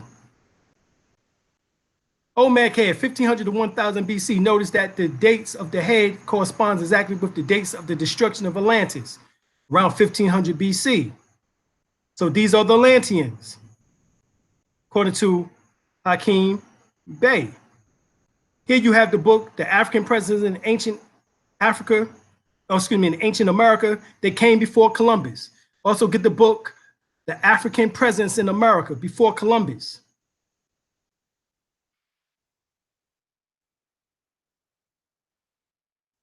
This is in Egypt, showing you that they wore the same hats, helmets out of Egypt as they do in America. This is the similarity that he was talking about between those from Sudan and Mexico. Well, here it is. Because Mexico Sudan sits directly down from Egypt. In fact, the upper Nile is part of Sudan, Nubia. This is this is the Kushite Arabians, monuments directly in the rocks in many places throughout Arabia. This is the same face that we find here, that we find on rocks carved in Arabia, on monuments. According to Dr. Clyde Winter's PhD, he states in 1300s, many, right, Malians sailed to the Americas. Although most Malians settled in Brazil, Mexico, and built the mounds along the Mississippi River, some Malians settled in Florida. And this is what Dr. Clyde Winter says, PhD. An African explorer who ruled Mali, which means where the kings lives, in this 14th century, discovered America nearly 200 years before Columbus, Christopher Columbus, or Cristobal Colon, according to African griots. Mansa Abubakari II, the voyager king, once ruled which was the richest and largest empire on earth, covering nearly all of West Africa, larger than the Holy Roman Empire. And while traveling to Mecca, Mansa Musa, on his famous Hajj in 1324, informs the scholars of Mamluk Badri Sultan Court, all right, which is Nasir Muhammad III in Cairo, that his brother, Sultan Abubakari II, or Mansa Abubakari Keita II, 1285 to 1312, had undertaken 2 expeditions into the Great Atlantic Ocean. According to the Malian scholar Diawara, in his book, The Sagas of Abubakari II, virtually all that is known of Abubakari II is from the account of the Chibhab al-Umar, or Umari. And al-Umari visited Cairo after Mansa Musa stopped there during his historic Hajj into Mecca, and recorded a conversation between Musa and his host, Abul Hassan Ali ibn Amir Habib. According to Musa, Abubakari became convinced that he could find the edge of the Atlantic Ocean and outfitted an expedition of 200 ships to find it. Only one of the ships returned, so that's 199 ships that did not return. The captain related that the expedition had come to a river with a powerful current in the ocean. The current took most of the fleet away, after which the captain turned back. According to Musa, Abubakari was undeterred and launched even a larger expedition with himself as the head, departing with 2,000 vessels for his men and like numbers of supplies. The emperor gave up all power and gold to pursue knowledge and discovery. And this is how Mansa Musa got on the throne. So Mansa Musa was not the firstborn. The firstborn was Abubakari. All right, Abubakari the second. When the Sultan did not return to Timbuktu from the second voyage of 1311, Mansa Musa became the Sultan of the empire. So here's the empire what we're talking about, how it stretched all the way from Kandam, Bono, Benin, Oyo, Dahomey, Ashanti, Ghana, Mali, Songhai, all the way up into what we now call Morocco. Right? Malians gathered evidence that in 1312, Abu Bakari landed on the coast of Brazil in a place known today as Recife. This other name is Pernambuco, which we believe is an arbitration of the Mandy's name for the rich gold fields that accounts for which of the wealth of the Malian Empire, which is called Bori Banaboko. All right. Documents in Cairo, Egypt, as well as Mandingo's oral traditions reflects the sea voyage of the great Mali Empire from later period. A year after sending an expeditionary fleet across the Atlantic in 1311, King Abu Bakari II sailed west with a huge flotilla. Neither of the two Mandingo's fleets came back to Mali to tell this story, explained Ivan von Sertima. But around the same time, evidence of contact between West Africans and Mexicans appears in strata in America in an overwhelming combination of artifacts and cultural parallels. Now, who was there in Mexico? Because the Spaniards did not and was not there at this time. So the Mexicans who was there were the Olmecs and their descendants. The same people that you see now in Guerrero, down into Belize, into Brazil. They suggest that the Aztec may have witnessed Abu Bakari's landing and thought him to be the reincarnation of one of their gods, a black-haired, black-bearded figure in white robes. No, Ivan von Sertima. One of the representative of Quetzalcoatl, modeled on a dark-skinned outsider, appeared in paintings in the Valley of Mexico, while the Aztecs began to worship a Negro figure mistaken for their god Tezcatlipoca. Right? This is Quetzalcoatl right here. This is Quetzalcoatl right there. Okay? That's Quetzalcoatl. Now the Albion said that, oh, he was white skinned and had a black beard. See, this is the way that they mix up and confuse people and lie. Quetzalcoatl was not them. Quetzalcoatl was a return of Abu Bakari II, who came back to his brothers, who was the Olmecs, who left out of Mali over 6,000 years ago.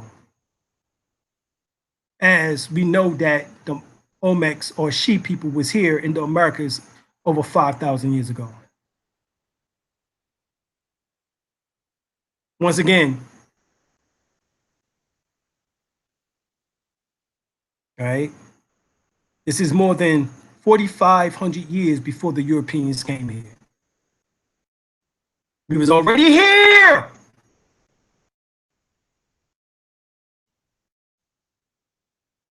Because we've been around the world, yeah.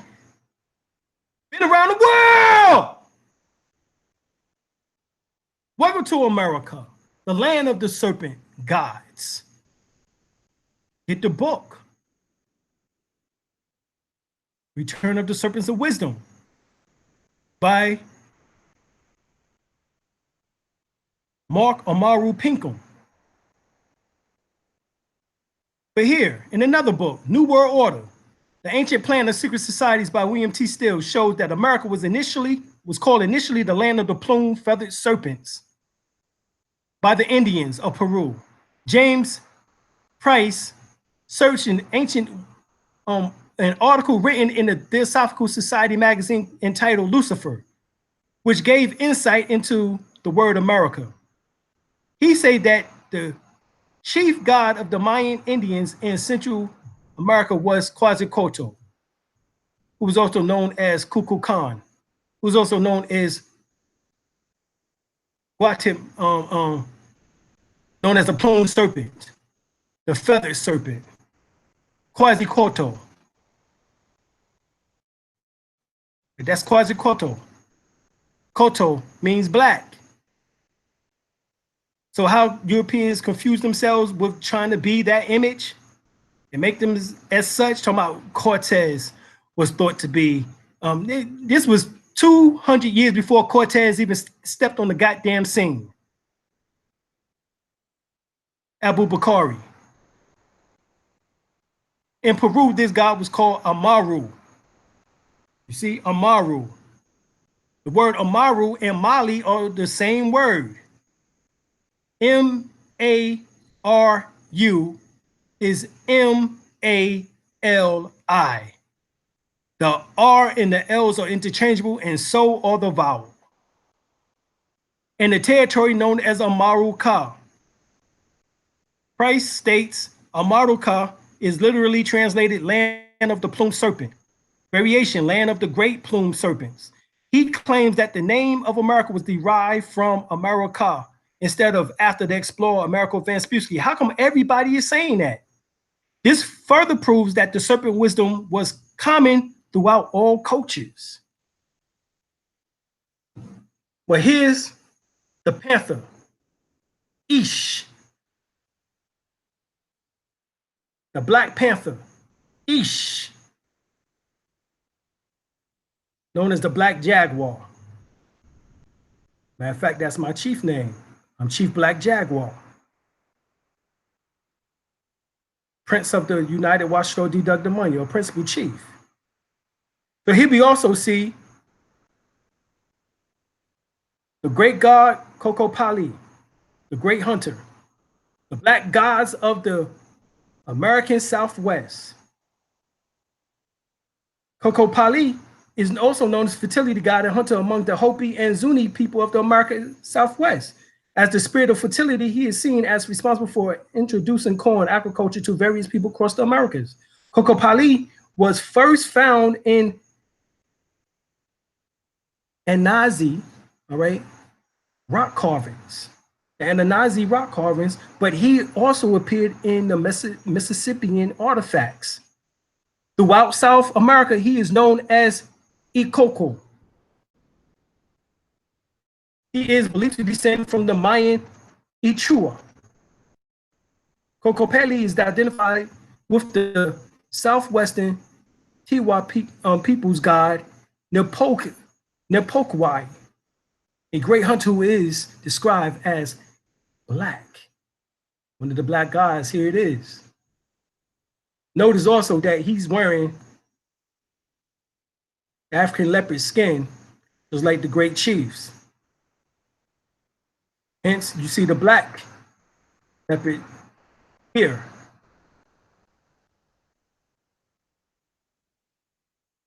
Now, so the same gods, right,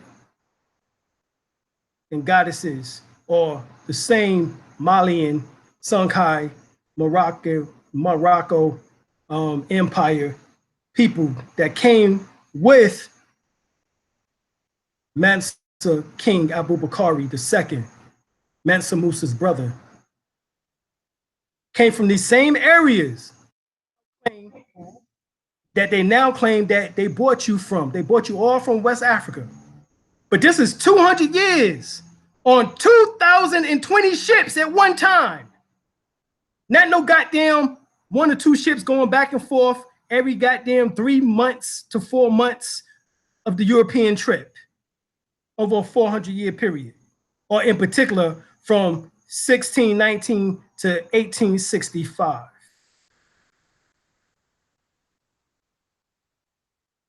The same people, here they are. This is from Nigeria, as you see here, into Benin, into what we call Dahomey, into Mali, into Timbuktu, all right, into Mauritania, into Senegal, Ghana, into Guinea. These are the same people. The different ethnic groups brought to the Americas closely corresponds to the same regions of heaviest activities in the slave trade.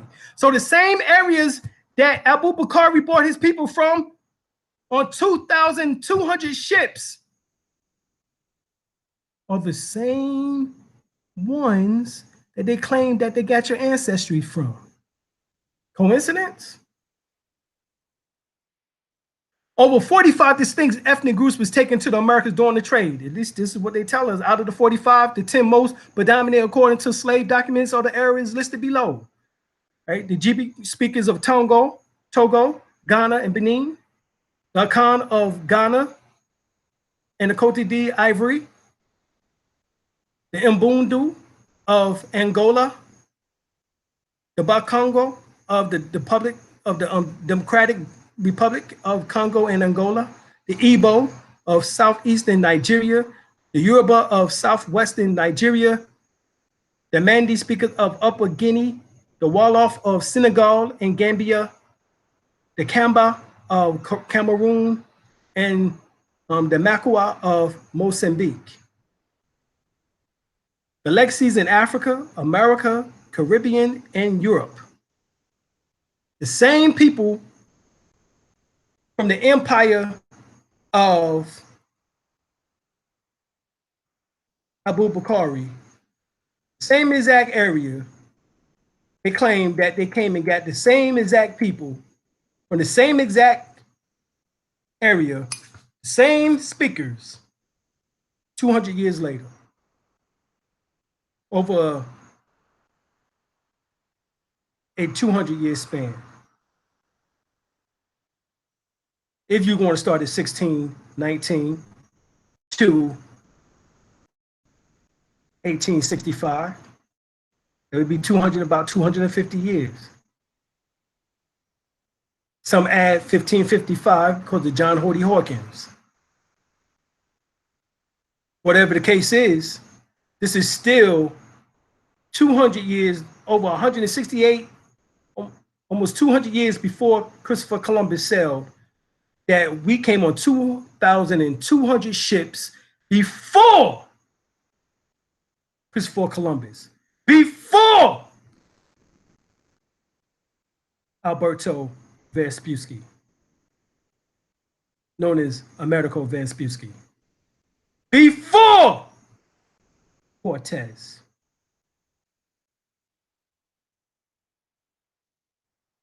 The Miseducation of a Negro. People love reading The Miseducation of a Negro, but don't read this part here. Much about a name. Much ado about a name. What it says. What it says. Well, let's see. I'm gonna go out of this right quick because we got to read this. So, right here. A participant who recently attended a historical meeting desired to take up a question as to what the race should be called. Africans, Negroes, colored people, or what? This is the same shit we asking now. And this was what Carter G. Woodson was going through back in the goddamn 1920s and 30s with the book, The Miseducation of a Negro. Now, if you don't know, Carter G. Woodson was the second graduate of Harvard University behind the first graduate of Harvard University, which was, quote unquote, W.B. Du Bois. But Carter G. Woodson wouldn't play the game and be a sellout Negro.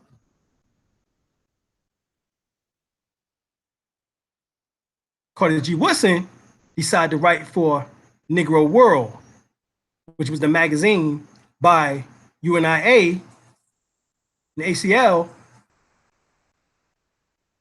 under Marcus Garvey, Mosiah Garvey, along with Jay Rogers, who also wrote for the Negro World. And even his teacher, Marcus Garvey's teacher, and the teacher of Prophet Noble Drew Ali, Deuce Muhammad Ali, came to America and wrote for the Negro World, as Marcus Garvey did earlier in his early years, wrote for Deuce Muhammad Ali's paper. But here it says the word Negro or Black is used in reference to this particular element because most people of Native African descent approaches this color. The term does not imply that every Negro is black. And the word white does not mean that every white man is actually white. Negroes may be colored, but many Caucasians are scientifically classified as colored. See, this is why the question is asked in the Nation of Gods and Earth and in the Nation of Islam. The second question, who is the colored man? And the colored man is the white man.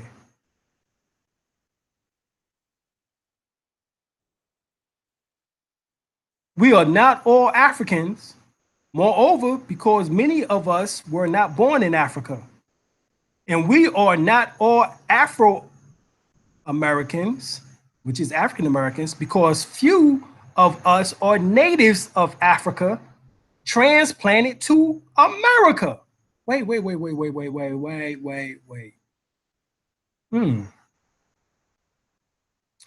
Why isn't Carter G. Woodson talking about the slave trade in this regard? Because there's something wrong, because he said we are all not Afro-Americans because few of us are natives of Africa transplanted to America. Why did he say that? Does he not believe in the slave trade? Or is he talking about the vast amount, as the Empress told us, 85% of us did not come from Africa. So if you have 15% that came recently from Africa and they mix in with the 85%, you don't become the least, the minority.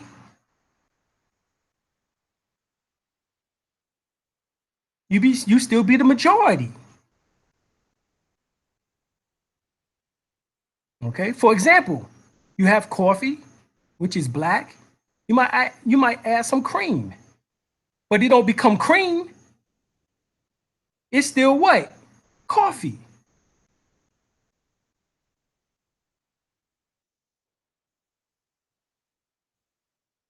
Okay, so once again, we're gonna read this one more time, because see, this is the miseducation of the Negro. Carter G. Woodson, Dr. Carter G. Woodson, this is what he says.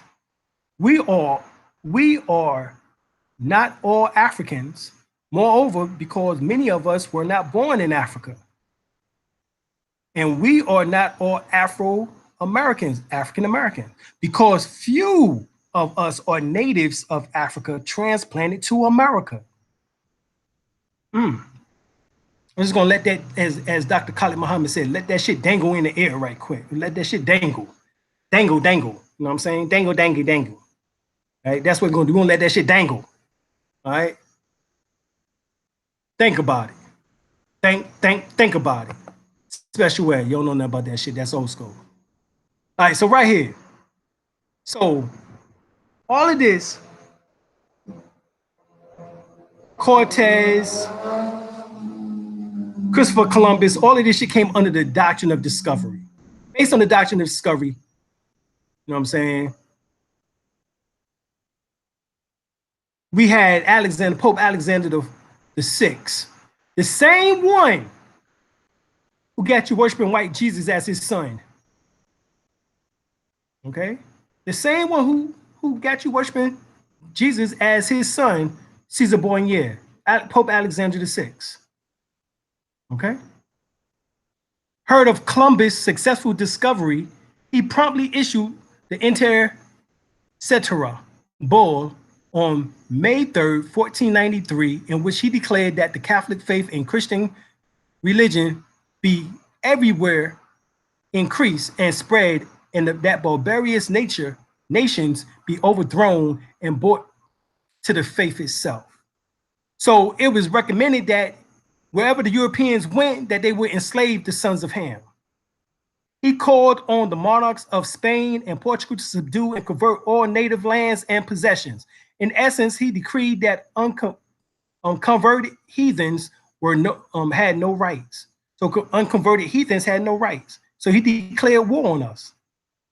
This is a bastard pope producing bastardized children, Caesar Borgia, who was gay and had sex with Leonardo da Vinci, who painted his ass to be goddamn Jesus.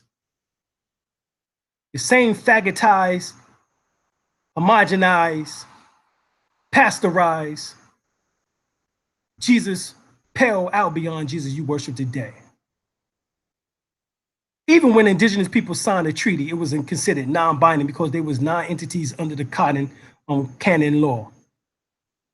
The United States court formally wrote the doctrine of discovery into the laws of the United States in the case of Johnson versus McIntyre in 1823.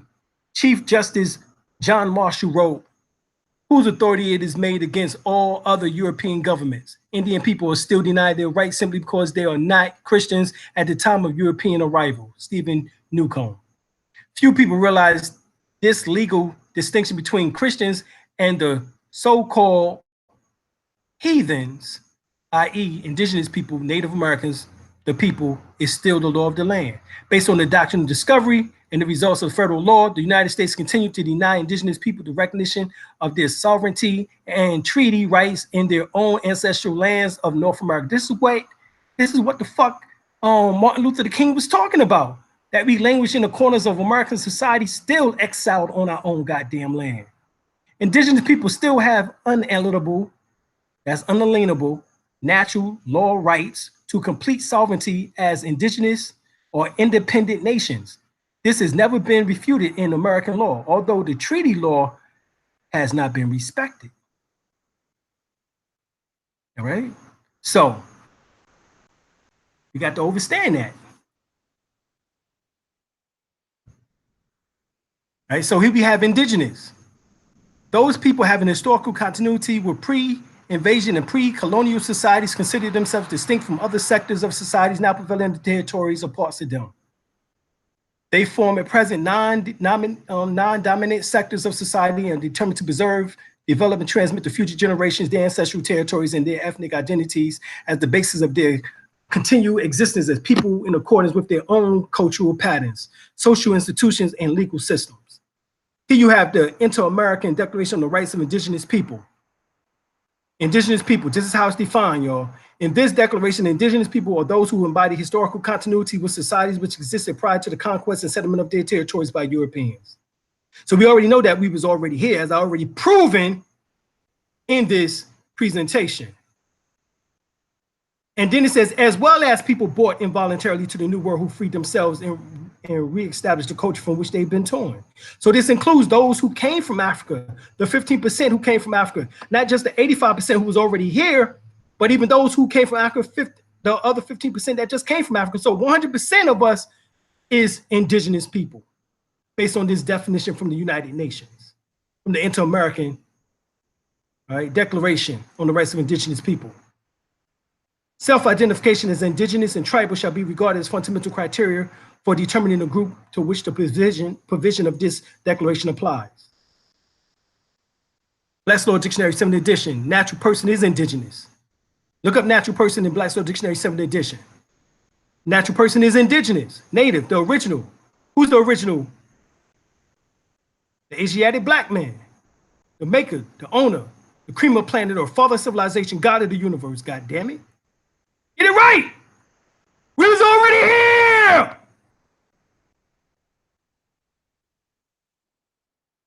The original or natural inhabitants of a country or relating to birth, natural child.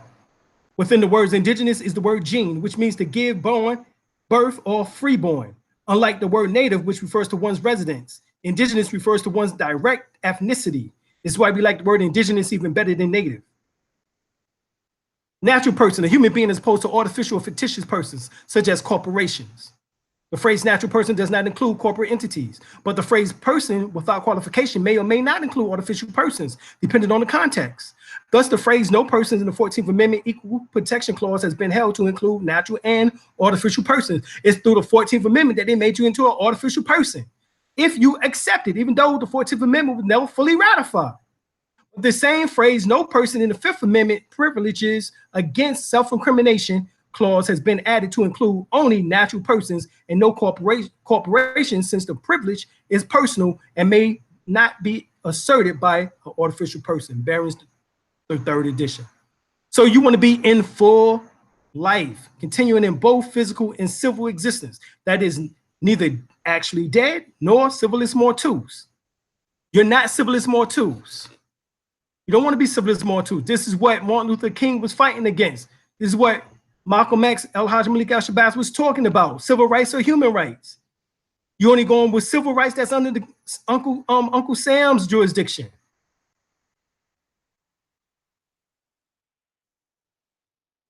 Webster Student Dictionary International Encyclopedia Edition.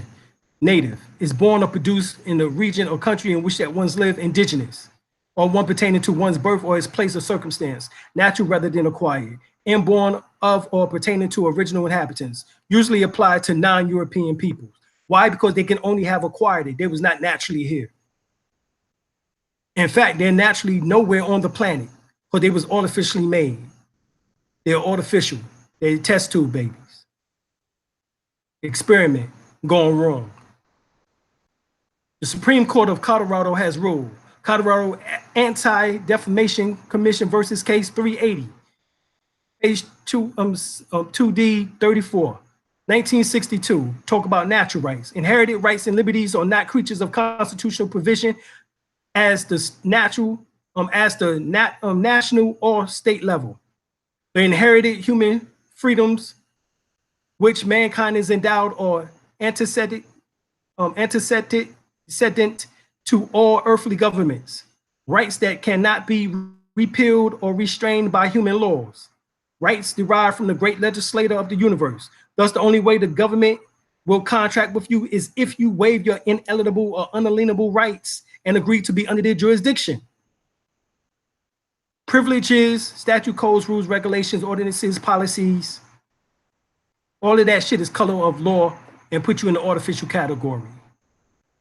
A sovereign is exempt from suit, not because of any formal conception or obsolete theory, but on the logic and practical grounds that there can be no legal right as against the authority that makes the law on which the right depends. This Quanana Nakoa and Polyblank 205 US 349 353 27 SC City 526 527 51L edition 834 1907. It is the doctrine of the common law that the sovereign cannot be sued in his own court without consent. The Siren 74 United States 153 1968. No action can be taken against a sovereign in a non-constitutional court or either the United States or the state courts or any other action considered the crime of barbarity. Barbarity is the offense at common law. State versus Batson, 17 SE, 2nd D, 511, 512, 513. So natural person equals sovereign. So when you declare your nationality and come back under natural rights as a natural person, you become the sovereign. Malcolm X speaks on civil rights versus human rights. We went over this already. Human rights comes before civil rights. You can never get civil rights until you have human rights. Human rights, all right? Malcolm X goes on and says, convinced that it is the inalienable rights of all our people to control our own destiny. Persuading that the Charter of the United Nations, the Universal Declaration on Human Rights, and the Constitution of the United States and the Bill of Rights are the principles in which we believe, and that these documents, if put into practice, represents the essence of mankind's hopes and good intentions. So we must take it out of the hands of the United States government. And the only way we can do that is by internationalizing it and taking advantage of the United Nations Declaration of the Rights on Human Rights and the United Nations Charter on Human Rights, all right? And that of the Brown brings it into the United Nations before a world body wherein we can indict Uncle Sam for the continued criminal injustices. This is what Malcolm said. Well, here the Empress fulfills that and she goes into the United Nations. And the Washington deduct the Manya New Ayat, oldest indigenous people on earth, as we will call. According to the Black's Law Dictionary, 2nd edition, citizen, all natives are not citizens of the United States, the descendants of the Aborigines. Remember, who are the Aborigines? If you don't know, go back to the beginning of this video and find out. These are the indigenous people who was already here. And those of African origin are not entitled to the rights of citizens. That Constitution does not authorize any but white person to become citizen of the United States, and it must therefore be presumed that no one is a citizen who is not white. Therefore, it is a marked difference between citizenship and heritage. Well, the Empress goes on and tells you in the Inner City Plow, right? She says it right here, is that the Louisiana Purchase, in which her people are identified as the ancient ones, the Empress say that their land was never included in any land deal and that it was not part of the Louisiana Purchase when sold by Spain to France, nor was it bought in 1803 when France rolled it over to the United States of America. She writes, President Thomas Jefferson was well aware of this fraudulent land deal and stated his sentiments at the time. In truth, the land spoken of has never been part of the United States of America. It has always belonged to the ancient ones. This sounds like the same land President Lincoln, Abraham Lincoln, was going to return to the Moors after slavery. Right? So what happened? Well, they assassinated Abraham Lincoln, right? And then we were murdered by the tens of thousands, enslaved and ran off our land, and the names were changed to hide the truth of their history. The Washita became Washington, and the Turnica became Turner. So the Washita and the Turnica, which is Washington and Turner families, carried the imperial bloodline. After the United States came to the land, these names were altered to Washington and Turner. They also changed the spelling of Washington or Washita to Oshita or Washita, a European misnomer that retains the pronunciation of the original name. Several derivatives of this name, such as Washachinchi or Washachachi, Wichita, Utah, Etowah, all of that is from Washita. Colloquially has come to mean ancient ones or the black ones. Right? This is why it's the turn of the serpents of wisdom. The ancient ones, the black ones, the Moors. Clearly printed on the original map of the Spanish land grants, the river named Rio Negro, River of the Blacks, is simultaneously labeled Rio Washita, the River of the Washita. In the Egyptian Kemetic Hieroglyphic Dictionary, Washita appears as Washeta, and Septa, Septi, which becomes Shabazz. Pre-Mayan spelling in our original Mu language was Ushaktong or Washitong. All right. So what is this property that the Empress is talking about? What we're talking about, the Louisiana proper, not Louisiana Purchase, because it was never purchased, as we already read.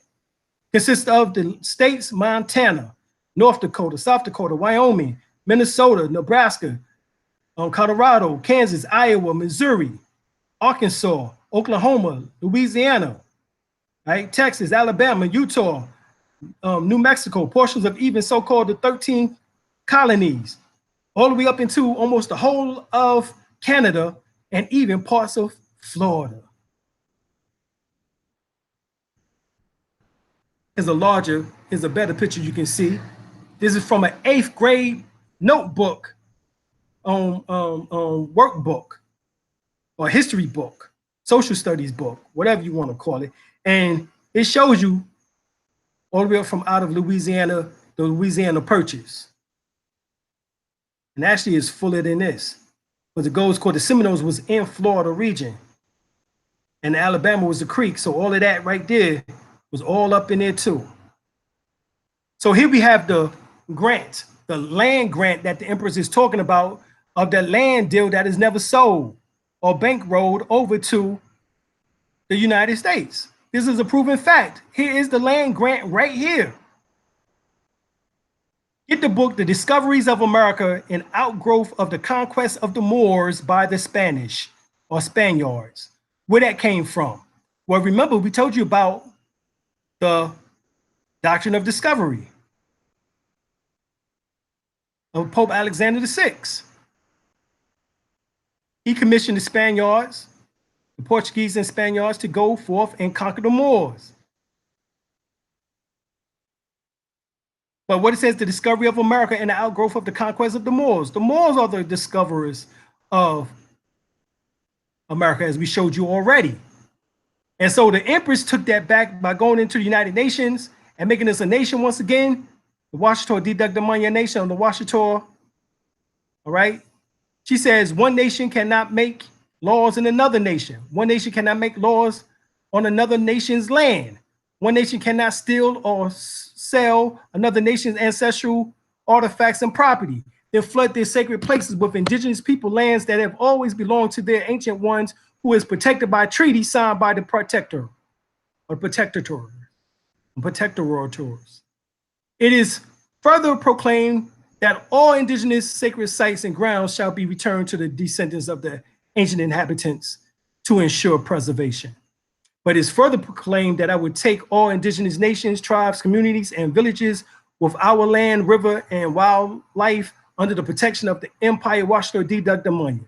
And it's further proclaimed that the 13th United States, and the United States of America must make fair and just compensation for the depossession of our people and the unauthorized occupation of our lands, commencing with the first part to be paid 80 quadrillion non-counterfeit USD each year for 194 years.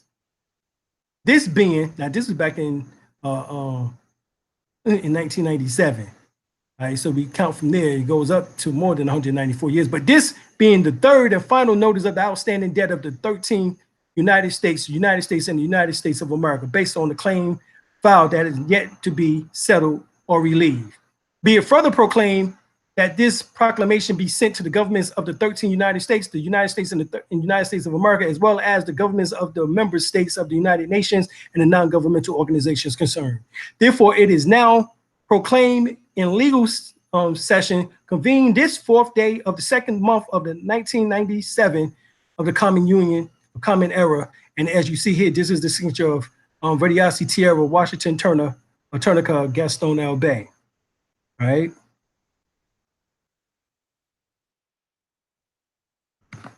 Here we have what was returned, 68,883 acres of land, in which that is from the heirs of Turner. And Eliza Turner, who is the mother of Prophet Noble Drew Ali, is one of the heirs. Right? And this is all of the mid to upper counties of Louisiana, as you see here. This is the land in which that was returned. And she was going to go for the rest of the 30 million acres, which would have been the whole in which that we showed you here and here. All the way up into all of those states that we called, all the way up into almost the whole of Canada.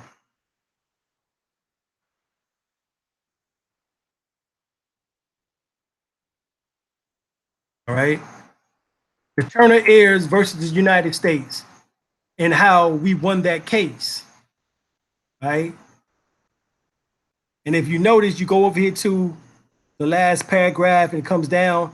Hereby ordered and adjoined a judge and decreed that the petitioners Sarah Turner, Eliza Turner, Henry Turner, and George W. Turner are the true and lawful owners of and have good title against the United States, the defendants in and to all the land and hereditaments claimed by them in their raid petition, which lands are described as follows on the map of survey executed on the 27th March 1820. All right, so we won the case against, all right, the Turner heirs versus the United States. So you have the heirs of Henry Turner versus the United States, Henry Turner versus the United States. You have the King versus the United States, and eventually we won. All right, we won. There are 10 essential maxims or precepts in commercial law. In commercial, truth is sovereign. There is one that is the most comfortable maxim one can have, yet foundation for a peace of mind in your security, your capacity to win and triumph to get remedy in this business. Truth is sovereign, and the sovereign tells only the truth. Your word is your bond. If truth were not sovereign in commerce, i.e. all human action and to reactions or relations, there would be no basis for anything, no basis for law or order, no basis for accountability. There would be no standards, no capacity to resolve anything. And this is what we have right now in this government that we're seeing under the Trump administration. It would mean anything goes and every man for himself and nothing matters. It's worse than the law of the jungle. Commerce, to lie is to go against the mind. All right, that's what that means. So, all right, so in commerce, truth is sovereign. And truth is expressed in the form of an affidavit. We keep telling you this over and over again. You listen to these damn Negroes and these fake ass Moors, dirty Moors out here talking about you don't need no paperwork. They don't know the law. The law tells you that truth is expressed in the form of an affidavit. An affidavit is your solemn expression of your truth. In commerce, an affidavit must be accommodated or occupied and must underlay and form the foundation for any commercial transaction whatsoever. An affidavit is a two-edged sword. It cuts both ways. Someone has to take responsibility for saying what the real situation is. All right? An unrebutted affidavit stands as truth in commerce. Claims made in your affidavit, if not rebutted, emerges as the truth in the matter. He who does deny admits. An unrebutted affidavit becomes the judgment in commerce. All right? There is nothing left to resolve. Any process in a court, tribune, or arbitration form consists of a contest or a duel. And the commercial affidavits within are your swords. That's what you battle with, is your affidavits. And the so-called, if you put in your affidavit, the judge is supposed to be the referee. He ain't supposed to teach no goddamn law from the bench. The damn DA, assistant DA, is supposed to rebut your affidavit. And you go back and forth with point by point. And whoever wins is the one who continue writing the information on the affidavit. The one who loses is the one who acquiesces, no longer answers. This is the importance of nationality. So your nationality must be on an affidavit, must be by way of an affidavit. That's how your truth is expressed. And your nationality, the quality or character which arises from the fact of a person belonging to a nation or state. Nationality determines the political status of the individual, especially with reference to allegiance. But you want to remain, most of you Negroes just want to remain stateless, have no state, lacking the status of a national, a stateless refugee. You'd rather just stay that instead of putting your affidavits together. And you need your affidavit of nationality, your affidavit of status, your affidavit of truth, your affidavit of facts, your affidavit of revoking power of attorney, your affidavit of common law name correction, your affidavit of common law non-taxpayer status or forms and witnesses, your affidavit of denial of corporate status, and your live claim birth or baptismal record, and your nationality card. These are the things that you need in your reclaiming or your proclaiming by way of your affidavits. No court and no judge can overturn or disregard or abrogate someone's affidavit of truth. The only one who can have any capacity or right or responsibility or knowledge to rebut your affidavit of truth is the one who is adversely affected by it. It is his job, his right, his responsibility to speak for himself, to issue his own affidavit, because no one can speak for him. No one else can know what your truth is or has the free will responsibility to state it. This is your job. The previous is necessary because property cannot own property, for property is owned. It only after you claim, after you reclaim or nationalize, not naturalize, because you're already natural. You're already a natural person, so you don't naturalize. You nationalize. You must have a nationality. Will you be able to enter properly into the world of commerce? Part and parcel. Commerce means sex. To merge, like marriage, is intercourse. Commerce, here it is from the Black Store Dictionary. The exchange of goods, production, or property of any kind, the buying, selling, exchanging of articles, the transportation of person or property by land, water, or air. Land, air, and water means law. Land, air, and water. Land, air, and water is law. L-A-W. Get it? Law. Land, air, and water is law. Intercourse by way of trade. See, that's intercourse by way of trade. So for you to have intercourse, you must be a natural person to have intercourse properly. You know what I'm saying? To see some of y'all like all that artificial shit, artificial ass, artificial tits, you know, artificial lips, you know, all that artificial shit. Y'all turning yourselves into artificial fucking people. Eating artificial food. GMO food. artificial persons. That's what you become. Person created and devised by human laws for the purpose of societies and government, as distinguished from natural persons. Corporations are examples of artificial persons, but now are soul persons. Because you made yourself artificial. Black's Law Dictionary, you made yourself civilis mortuus, civilly dead, dead in the eyes of the view of the law, the condition of one who has lost his civil rights and capacities and is accounted dead in the law. This is what Martin Luther King was fighting for you to get civil rights. But he was fighting in the wrong arena under the jurisdiction of the United States. That's why he was getting our ass handed to us. This is why Malcolm X, Malik al-Shabazz said, no, we need to take him to the arena of the human rights. Tom Joyner interviewed President Barack Obama and on the Tom Joyner Morning Show and greeted him by saying, "It's our first Black president of the United States." And Barack Obama replied, "Tom, I don't look at myself as the first Black president because the word Black has no standing at law." Barack was already trying to tell you, goddammit. He's a goddamn constitutional lawyer. Black's Law Dictionary. Black person according to Constitution and law must be taken in its generic sense as contradiction from white. Rice versus Gunloon. Negro. The word Negro means a black man, descended from African race who does not commonly include a mulatto. So in order to include a mulatto, they did the word colored. By common usage in America, this term is now phrased colored person, the colored race, the colored man, and the like is used to designate Negro and person of African races, including all persons of mixed blood descendants from Negro ancestry. All right. Then you got colored.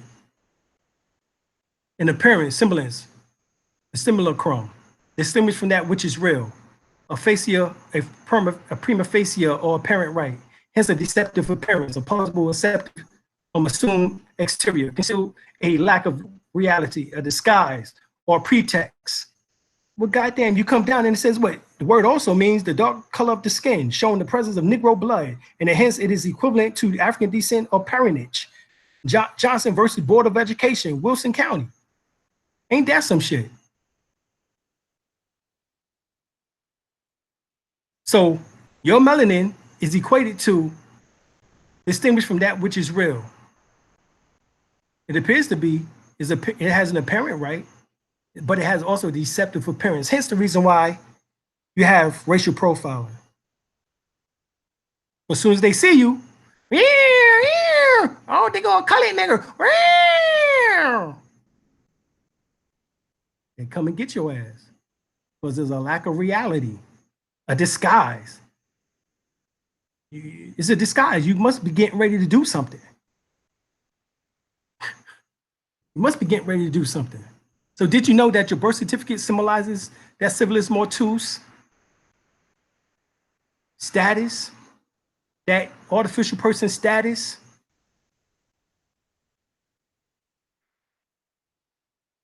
When you was born, your parents registered you with the government as a corporation or artificial person by receiving and signing a birth certificate. In a few years, your corporation will receive a tax identification or taxpayer identification number or your social security number, TIN.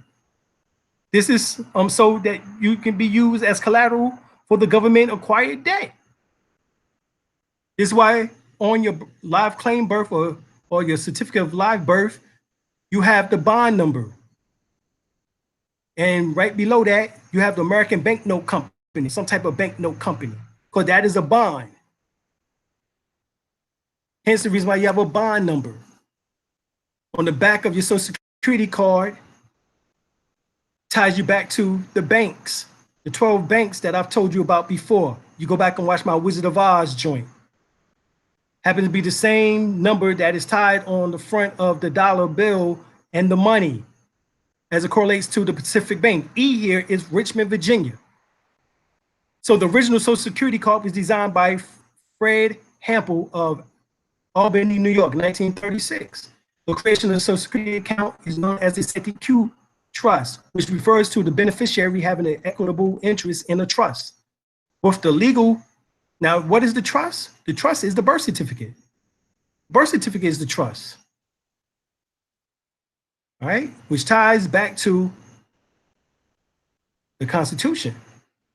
We won't get into that right now, but it's the legal title being vested in the trustee. Green versus Underhill.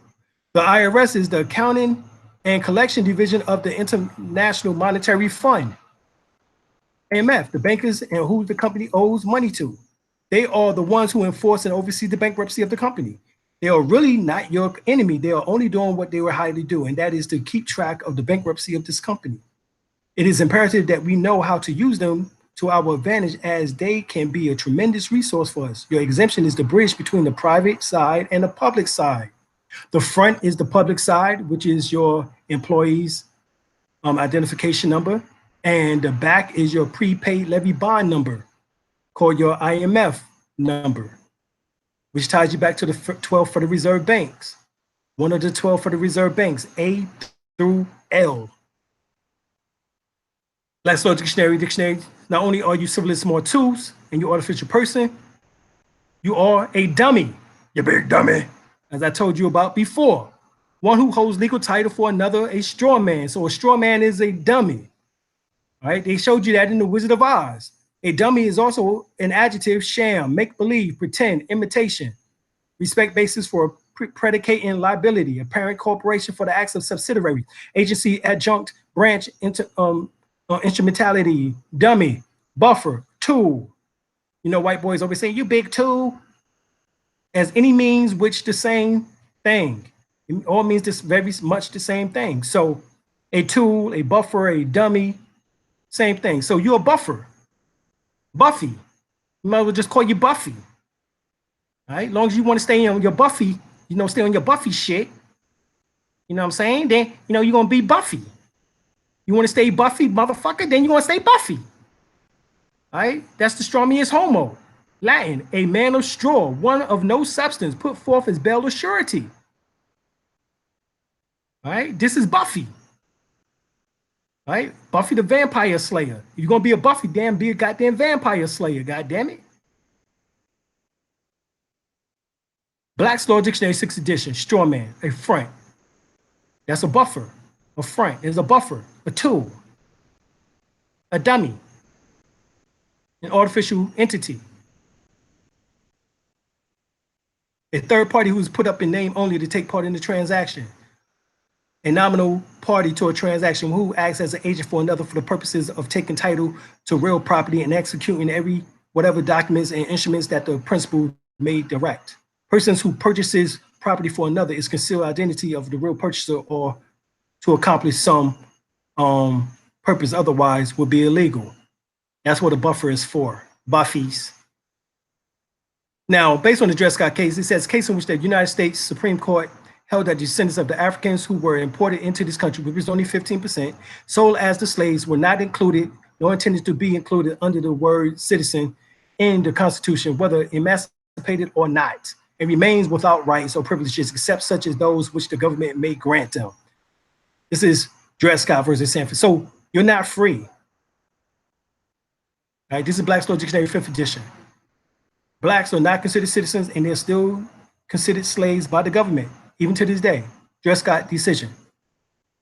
That's just what it is. All right, that's just what it is, goddammit. Now, we're going to leave you there. We done did enough for tonight. Hopefully you got some of this shit that we're talking about and you understand something that we said. All right, hopefully you understand something. And as we normally say, as we head out, continuing now for days, weeks, months, and years to come, we're moving towards our most cherished goals of life, health, knowledge of ourselves. All right, all good things, security, protection. Every action, enterprise, and endeavor in which we wish to be involved is bringing increasing rewards. We have so much abundance and success that we're able to help share and give with those who are sincere along the way. And we're moving closer towards the oneness of God and Goddess and the full release of our higher inner selves. And we out, y'all. Peace.